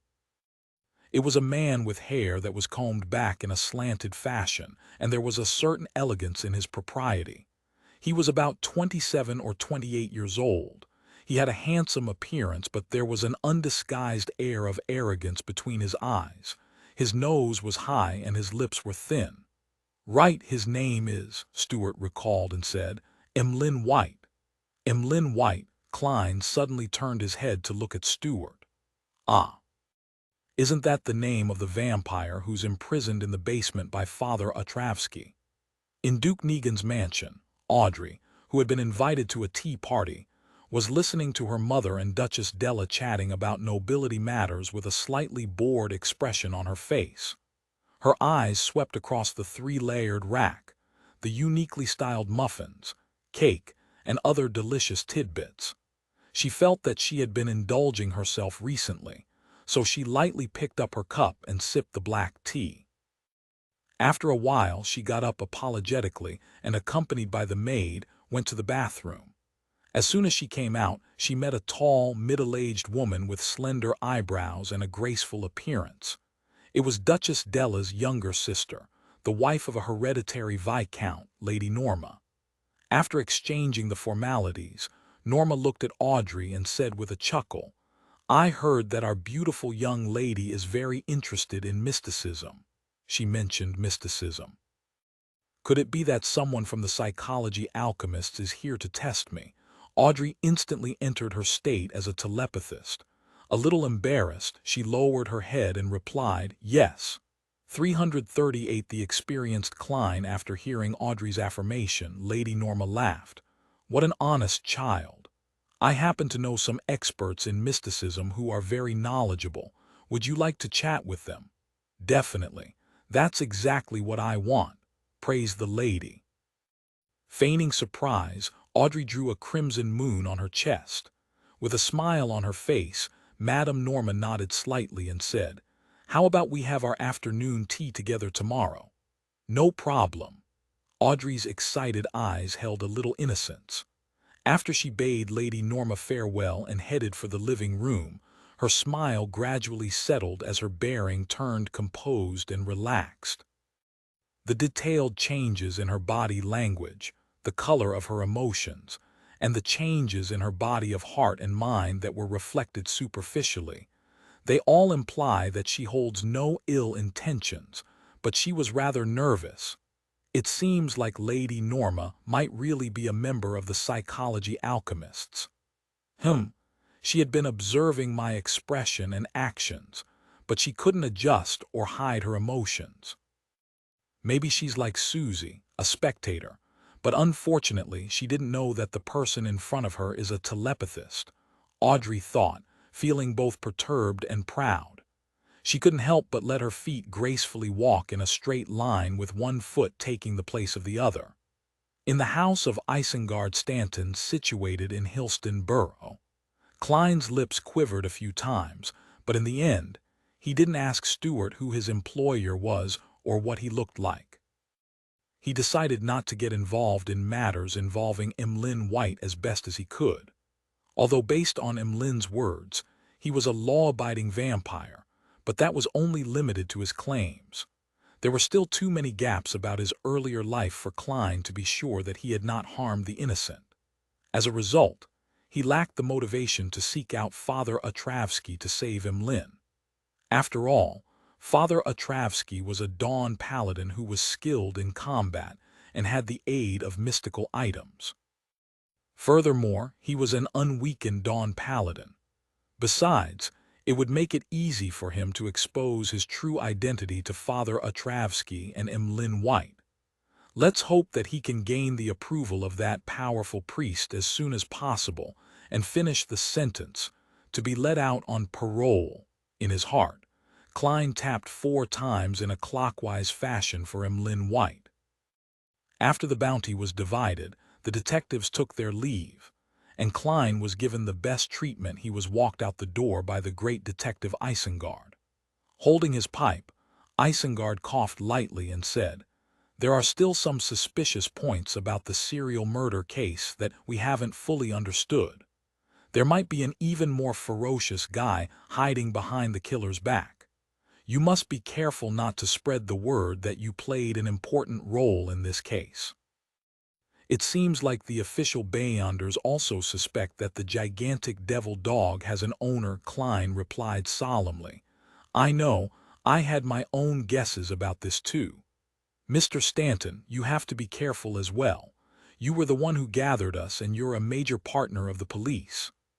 Isengard put the pipe into his mouth, then he took it out and said, "Sherlock, I guess I'll call you Sherlock. You can rest assured that, although I'm no longer young, I'm still an outstanding fighter, an excellent marksman with an instinctive vigilance. Furthermore, you have a high probability of being a Beyonder not from the low sequences. I just wonder which pathway you belong to." Klein thought for a moment and said, "Mr. Stanton, you don't seem to be a native from Backlund. Your accent is closer to that of Civilaus." "Yes, just like your mid-seashire accent," Isengard admitted frankly. The two detectives smiled at each other as an acknowledgment of the other's observational ability. Klein returned to 15 Minsk Street before nightfall. "Well, I now have £1,224 in notes, plus 5 gold coins, and a small amount of change. This is quite a considerable amount compared to how much I had when I first came to Backlund. However, Sequence 6 Beyonder ingredients will cost at least 1,500 a pop. Sometimes, because they're scarce and rare, the price might even increase severalfold. And Beyonders who can obtain such items usually aren't low in sequence. They wouldn't misjudge its value and sell it at a low price. It's quite impossible to pick it up at bargain prices. Although the lady with the artisan behind her is very eager for the Dark Emperor potion formulas, she has to consider the progress of her advancement. For her to only be at Sequence 9, it's quite impossible for her to spend a large amount of money to buy the formulas up to Sequence 6 in advance, unless she's filthy rich. Well, you can't always be so exploitative while in thought. Klein was in no hurry to prepare dinner. Instead, he went back to his bedroom, drew the curtains, and went above the gray fog. He had an idea that he needed to verify.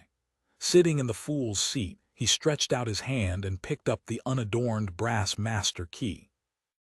Based on the notebook he read last night from an Abraham descendant, he guessed that the man had lost control on the spot because of his choice of advancing during the full moon.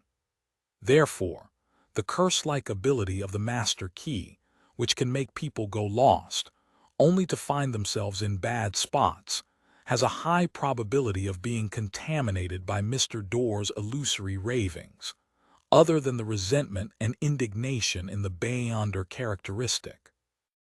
So what sort of changes will it undergo when the moon is full? Klein mumbled. Conjuring a pen and paper, he wrote the divination statement he had thought long in advance. What it manifests during the full moon.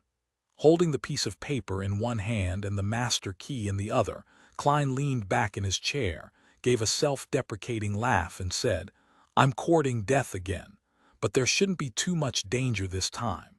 Mr. Door is far separated from the real world. He's lost in the depths of the darkness. Furthermore, I have the gray fog to shield me." In this case, the danger from divination was no different from direct divination. The experienced Klein half closed his eyes, and his pupils turning dark as he constantly chanted, "What it manifests during the full moon." After 7 times, Klein fell into a dream. In that gray, detached, illusory world, he once again saw the basement where the Abraham descendant had died. The flesh and blood here had long since dried up. The silver pocket watch inlaid with diamonds and the ancient-looking master key had yet to be stolen. They were still lying on the ground. Suddenly, a sharp, hollow voice echoed in Klein's ears. It was like a thin needle stabbing into his head, extending inside bit by bit, while it scraped as if it was going to completely peel off his scalp. This extreme pain caused Klein to wake up and sit up straight. He looked at the blue veins protruding on the back before they quickly restored to normal.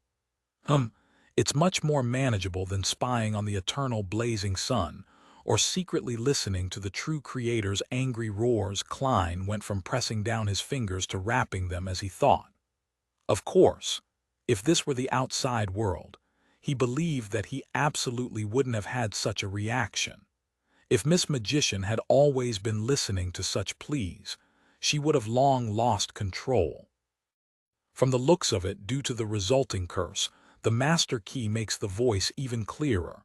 That's not right. Father Otravsky has likely survived the night of the blood moon with the master key in hand. He clearly wasn't affected. Perhaps he had stored the master key in his bedroom and stayed in the hall outside for confession. As long as one makes contact with the master key, they will hear the pleas during the full moon. Phew. Before becoming a high-sequence Beyonder, I wouldn't dare listen to it in the real world. What I heard just now seemed to be requesting assistance in ancient Hermes. Klein carefully recalled and confirmed what he had heard. With regards to this, the only thing he could do was twitch the corner of his mouth. He didn't know whether to laugh or cry. This is really a death-styled plea in the true meaning of the phrase. It's a pity. If only we could make those people from the Rose School of Thought hear Mr. Door's plea for help on the night of the full moon. With their already cold, warped personalities, they would definitely explode one after the other. After carefully considering if there was any way to achieve this goal, Klein returned to the real world, and according to his plan, he enjoyed dinner, changed his clothes, and left the house. He made 2 transfers and arrived outside the Bravehearts bar. He only circled it once without ordering any alcohol before leaving. While doing so, he noticed that Kaspar's was back again. After walking a block, Klein specially got on a rental carriage and made the driver head to Sherwood Borough. An illusory figure appeared in front of him just as the horse moved forward. It was Miss Sharon, wearing a long black regal dress. "Are you done with your preparations?" Sharon asked coldly. The soft black cap on her head was firmly pressed against her light blonde hair. Coupled with her pale face, her exquisite facial features gave her the beauty of a doll. Klein answered frankly, "Not yet. I'm still waiting for an item," Sharon said with unperturbed blue eyes. "I've prepared a mystical item. That's why you took the mission of being a 3-day bodyguard for £1,000. Back then the item caught your eyes, but you lacked the money." Klein smiled in enlightenment. "Don't be anxious. The more prepared we are, the greater the chance of success. Furthermore, I can usually use a mystical item from the Sun domain to make up for my shortcomings," Klein added in his heart. Seeing that Sharon had stopped talking, he said, "I came here today to get you guys to help me in an experiment." "What is it?" Sharon asked simply. Klein said with a serious and trustworthy expression, "According to Marek's description, I think your curses are different. During the full moon, he has to endure the crazy desire for bloodlust which makes him unable to fight. As for you, you would enter a weakened state if you do not absorb the souls of humans. Is that right?" Sharon listened quietly and nodded. "Yes. I don't have any solution to your problem at the moment, but I think it's still possible to suppress Marek's problem temporarily. For example, taking appropriate medicine and letting him be in a state where he doesn't have any emotions. That way, during that time, he won't be in pain, and he will be able to participate in the battle." Klein expressed his thoughts. Sharon shook her head and said, "It doesn't work. Such medicine is no longer effective against him." "No longer, in other words, it had worked before." Klein thoughtfully asked, "Why?" "He had injected too much in the past. Even if he changed types, it'll only be effective for the first 3 to 4 times. We're unable to find any new types," Sharon said, suddenly turning silent as though remembering something. Hearing her words, Klein immediately smiled. "I have a different kind of sedative here from that apothecary." Seeing that Sharon didn't say that this sedative was ineffective, he clasped his hands and continued, "I'll give you one and let Marek try it during the full moon. It's going to be a full moon tomorrow night. If it's effective, let him drink 2 or even 3 in one go before the battle. As for whether he would develop a resistance to the same medicine in the future, that's not something that needs to be considered right now," Klein thought calmly. 339 Psychiatrist Sharon took the sedative that was stored in a glass tube, looked at the liquid that looked pure, and lightly nodded. "All right." As expected of someone who doesn't waste her breath, Klein smiled and said, "Miss Sharon, can you tell me the candidate locations for the battleground that you've decided on? I wish to familiarize myself with the surroundings in the next few days. This way, no matter where you ultimately choose, my preparations would be more than sufficient. And since they have the right to choose the location of the final battle, they won't worry about the possibility of me informing the authorities or any other Beyonder who might try to take advantage of the situation. Of course, if she really doesn't trust me, she could try another notarization," Klein thought quietly. Sharon stared at him for a few seconds with her blue eyes before saying, "Prepare a map of Backland when you're back. Leave it on the coffee table." "No problem. I hope that this cooperation will not only go smoothly but also be enjoyable." Klein habitually leaned forward to shake hands. Sharon lowered her head to take a look, and her figure gradually faded into the air. Klein continued his motion and raised his right hand to smooth his black hair, laughing dryly in the process. He had asked for the location of the battleground ahead of time, not only to prepare for the mission, but also to be on guard against Sharon and Marek. Although their philosophy was to suppress and restrain their desires, and it was unlikely they wouldn't kick someone to the curb when they'd outlived their usefulness. Klein couldn't be sure that Wraith Steve, Zombie Jason, and Werewolf Tyre didn't have what they had abnormally desired. If there really was a treasure that would cause any ordinary Beyonder to have strong malicious intent, Klein really couldn't guarantee that the 2 mutants would be able to control themselves. Therefore, he had to figure out the environment in advance and prepare an escape route in the event that they wished to silence him. It wasn't that Klein didn't trust Sharon, who he had went through life and death with, but it was the most basic form of self-protection. One shouldn't have the heart to harm others, but one must be vigilant so as to not be harmed. Klein turned his head to look out the window and sighed inwardly in Chinese. One gas lamp after another kept being left behind as the carriage went forward. The streets became more spacious and cleaner, and it took him more than half an hour to get back to Minsk Street. It's really expensive taking a carriage at this time. Klein looked up at the nearly black sky and the red moon that seemed to barely pierce through the clouds. He walked on for a while, and suddenly he saw that the house of lawyer Jurgen was dark. Pulling out his gold pocket watch, he pressed it open and glanced at it. With a chuckle, Klein detoured to Jurgen's door and used the key that he had been given to open it. At that moment, Brody the black cat was already quietly sitting behind the door, staring at the visitor with his pair of dark, round green eyes. The room was dark and silent, bleak and lonely. Klein squatted down and tried to touch Brody's head, but Brody quickly moved back and flung his hand away in disgust. Shaking his head with laughter, he got up, opened the valve, and lit the gas lamp. Following Jurgen's descriptions, he went to the cupboard to find the food that had already been prepared. Then he went into the kitchen, lit the kettle to boil some water, and prepared Brody's favorite dish, boiled chicken breast. The black cat followed him in, and with an agile leap it reached the counter. It sat beside him and watched him without making a fuss. Klein glanced at it, rehearsing the shredding of chicken breast in his mind while he chatted with Brody.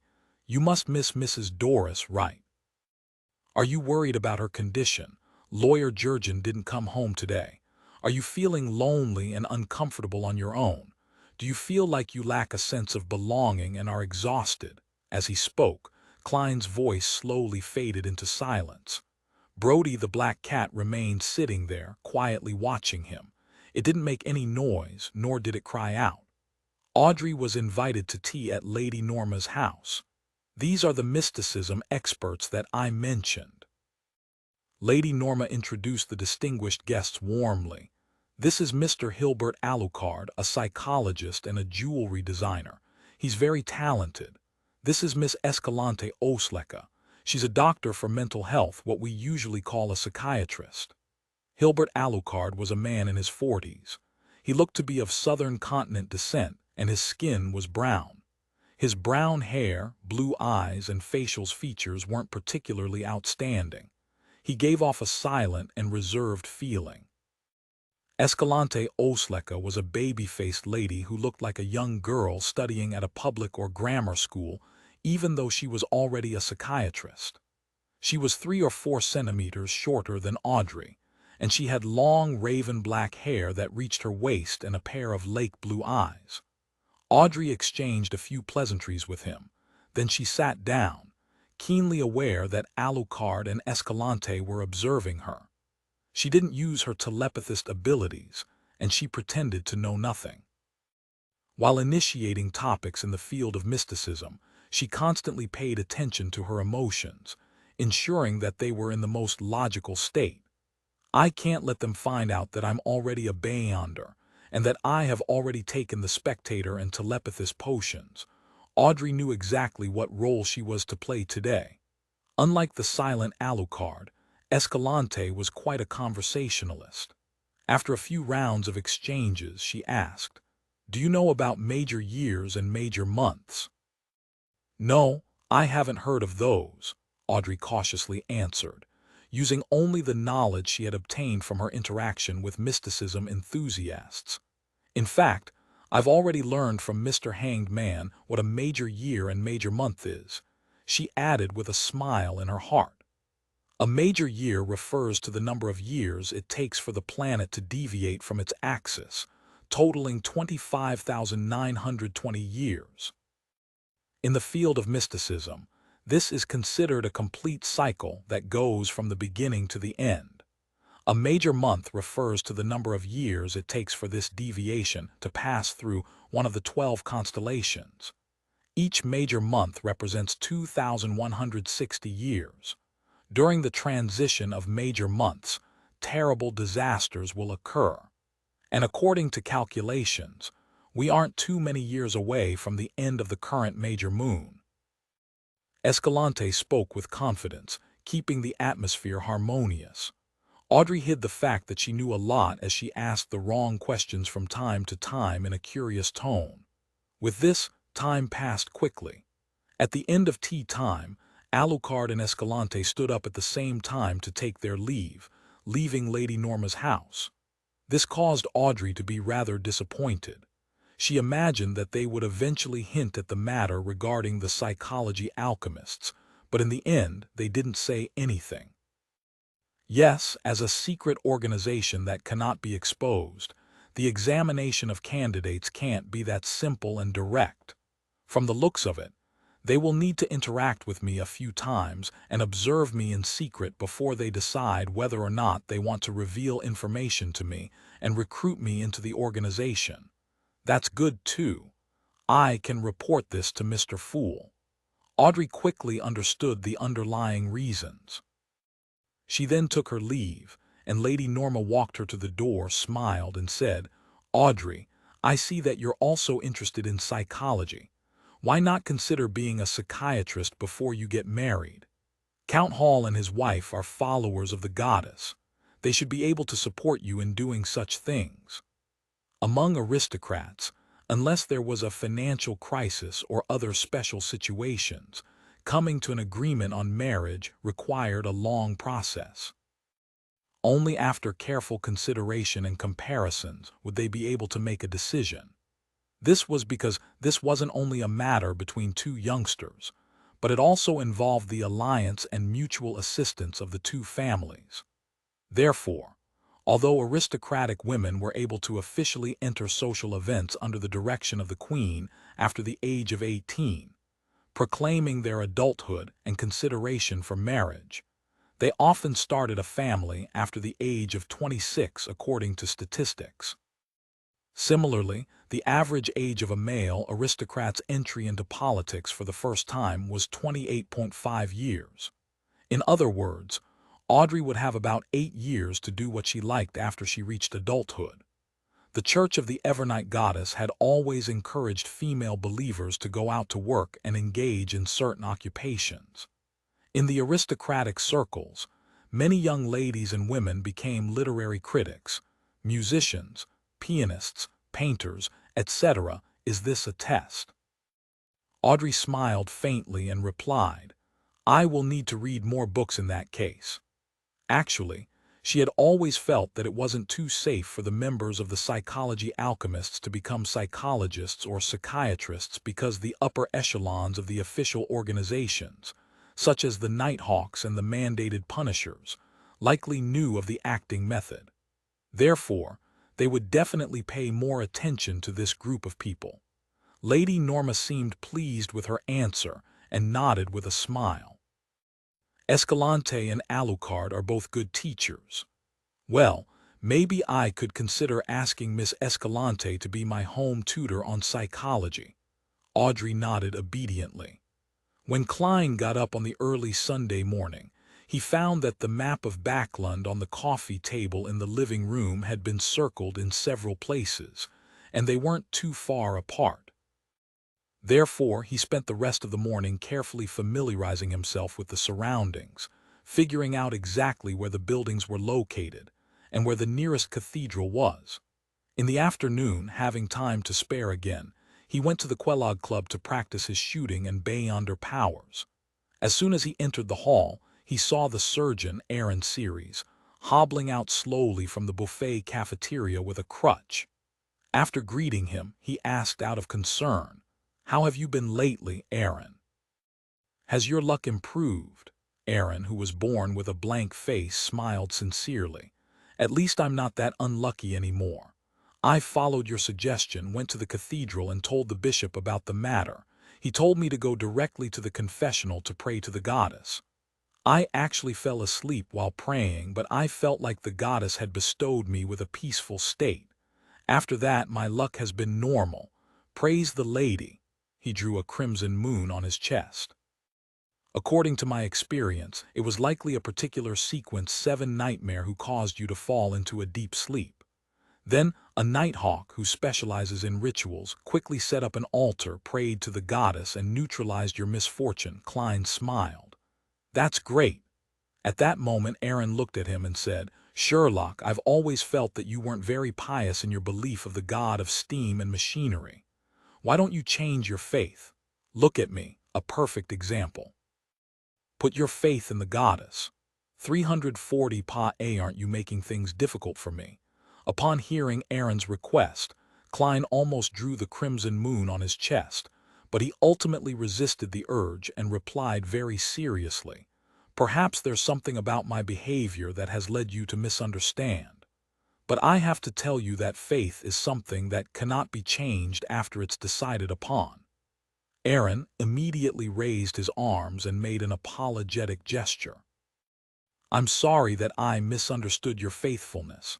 I shouldn't have taken your faith as a joke. All right, our differences in faith do not prevent us from becoming friends. Klein wiped away the fake expression he put on and smiled. That's not true in Fasak and Fainapotter. They can only accept one faith. In comparison, with so many churches coexisting for more than 1400 years, Lone and Intis are much more open in this respect. Before Aaron could answer, he casually changed the subject. Did you see Will Ossipton again?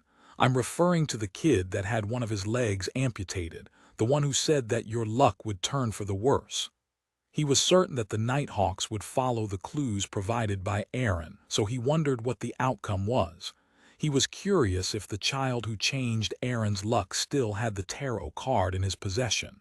No, I haven't seen him since he left the hospital. Aaron shook his head firmly. What a pity. The Nighthawks can find his address according to the hospital's records, and it's not convenient for me to be involved, of course. The child might have moved away long ago. After a brief exchange with Aaron, Klein decided to head for the underground shooting range, familiarizing himself with his free revolver with ordinary bullets. At this moment, 2 more acquaintances came in. One was a member of the National Atmospheric Pollution Council, Coim Company's shareholder, Ma'am Mary, and the other was Klein's landlord, Stellan Sammer. They were all wearing relatively light skirts, making them look much younger. According to the rules of the club, each member could only bring in 1 additional person. Therefore, Mary's maid and her bodyguard were left in the reception hall. Klein politely greeted them and praised them out of courtesy. Ladies, you two are as beautiful as ever today, and yet there is a beauty that's different from your usual beauty. Having come into contact with a lot of important figures recently, Mary smiled and said, Roselle said that exercise is a necessity of life, and Stellan is always at home, dealing with trivial matters. Even when she's out, she would be participating in parties and listening to operas. Her health is much worse than it used to be, so I brought her here to play tennis and squash. With her high cheekbones, she looked around and saw a member of the House of Commons and 2 other members of Parliament of the Greater Backland area. She then turned to Stellan and said, I see someone I know. Excuse me while I head over to greet them. You can wait for me at the library. All right. Compared to Mary, Stellan was clearly much prettier, but towards this lady, she seemed very respectful and docile. After Mary had gone some distance away, she slightly raised her chin, looked at Klein and asked, Mr. Moriarty, you seem very busy these days. Yes, I was working with a lot of detectives to help the police investigate the serial murder case. We made a certain contribution and received quite a sizable reward, Klein answered truthfully. Stellan covered her mouth with her hand. Really? What did the murderer look like? Why did he kill those ladies? The newspapers had been very vague. I'm sorry, I have to comply with the confidentiality clause. Klein deftly made up an excuse. It's not like I can tell you that it had a body of black fur, a smooth, glistening tail, and that it likes to run on all 4s, Klein lampooned inwardly. Stellan nodded regretfully, and then she asked curiously, So how much did you get? It was split among quite a number of us. Klein didn't answer directly. Was there 50 pounds? Stellan pressed. Yes, Klein nodded honestly. Stellan Sammer smiled. You earn a lot more than I imagined. You really are a capable detective. No, it might take years to come across such a case. Klein smiled and shook his head. No matter what, you have proven your ability.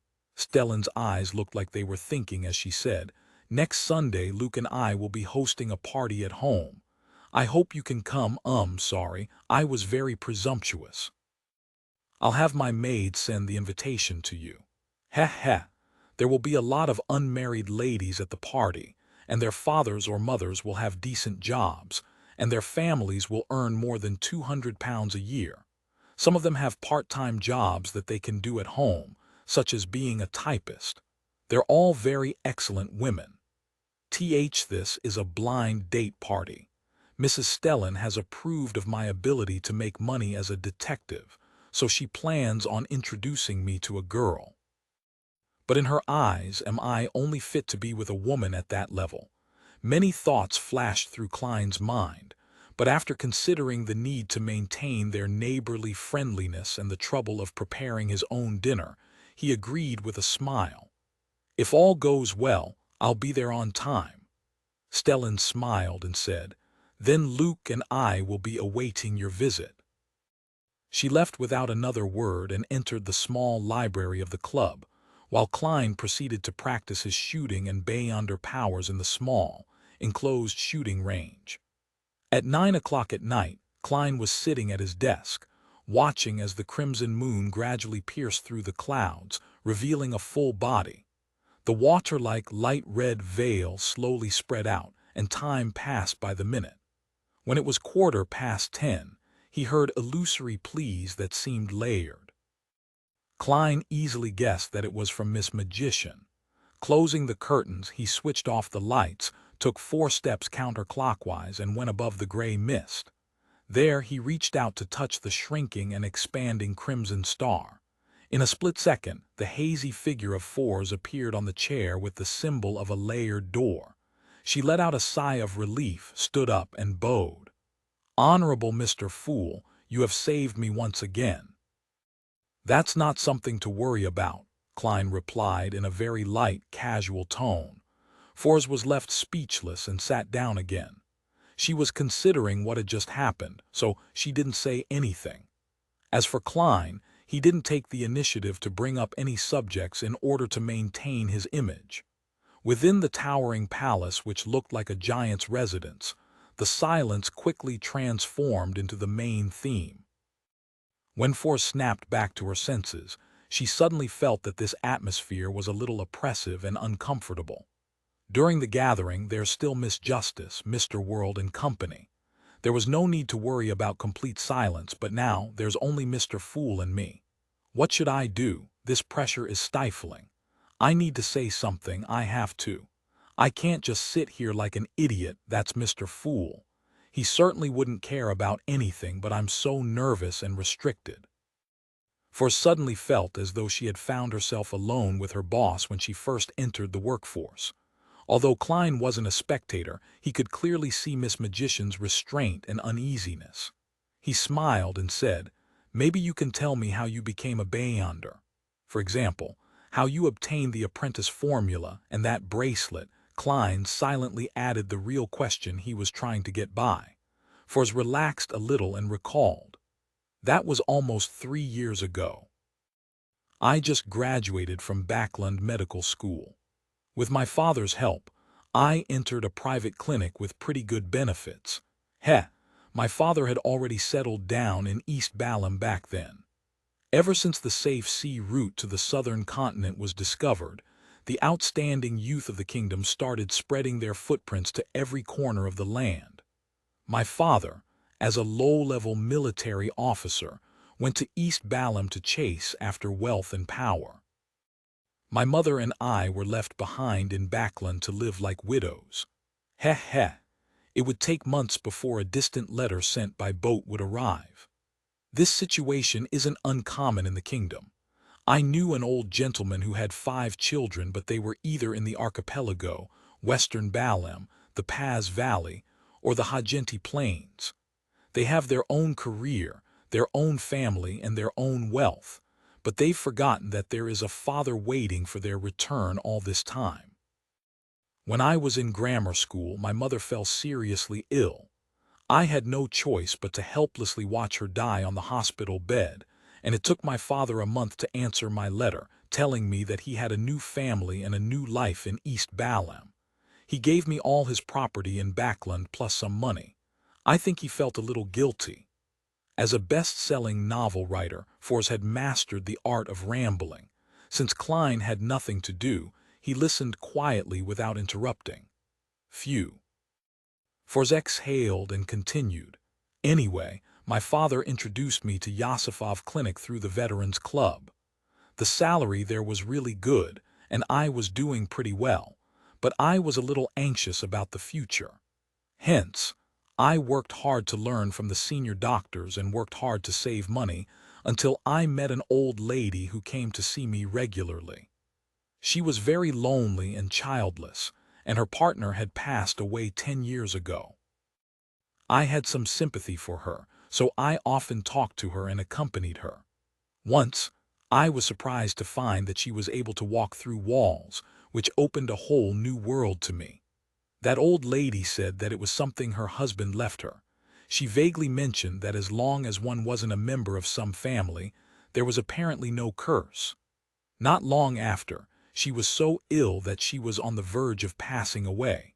She asked me if I wanted to become someone like her. I was very young then, and I still had a lot of fantasies in my head. I agreed without any hesitation. She gave me the formula and told me to watch her body after she died and take away the glowing object that would suddenly appear. And this was the thing she left me, which could be used as the main ingredient of a potion. Also, she gave me this bracelet, telling me not to use it unless I'm in absolute danger. She also told me not to pay too much attention to the ravings during the full moon. Unfortunately, I was ultimately unable to avoid danger. After using it once, the full moon's raving became worse. It seems like that was a widow of a particular Abraham. She had used her own experience to prove that the curse only existed in the bloodline. Klein nodded. Once you become a high-sequence Beyonder, the ravings wouldn't have much of an effect on you. I hope so. Although she didn't believe she could become a high-sequence Beyonder, she believed in Mr. Fool. It was Monday again, and as soon as Klein got up, he went downstairs and saw an open sheet of paper on the coffee table in the living room. Effective. That's good. Klein immediately let out a sigh of relief. At 15 minutes to 3 in the afternoon, he promptly went above the gray fog to prepare for the new Tarot Club gathering.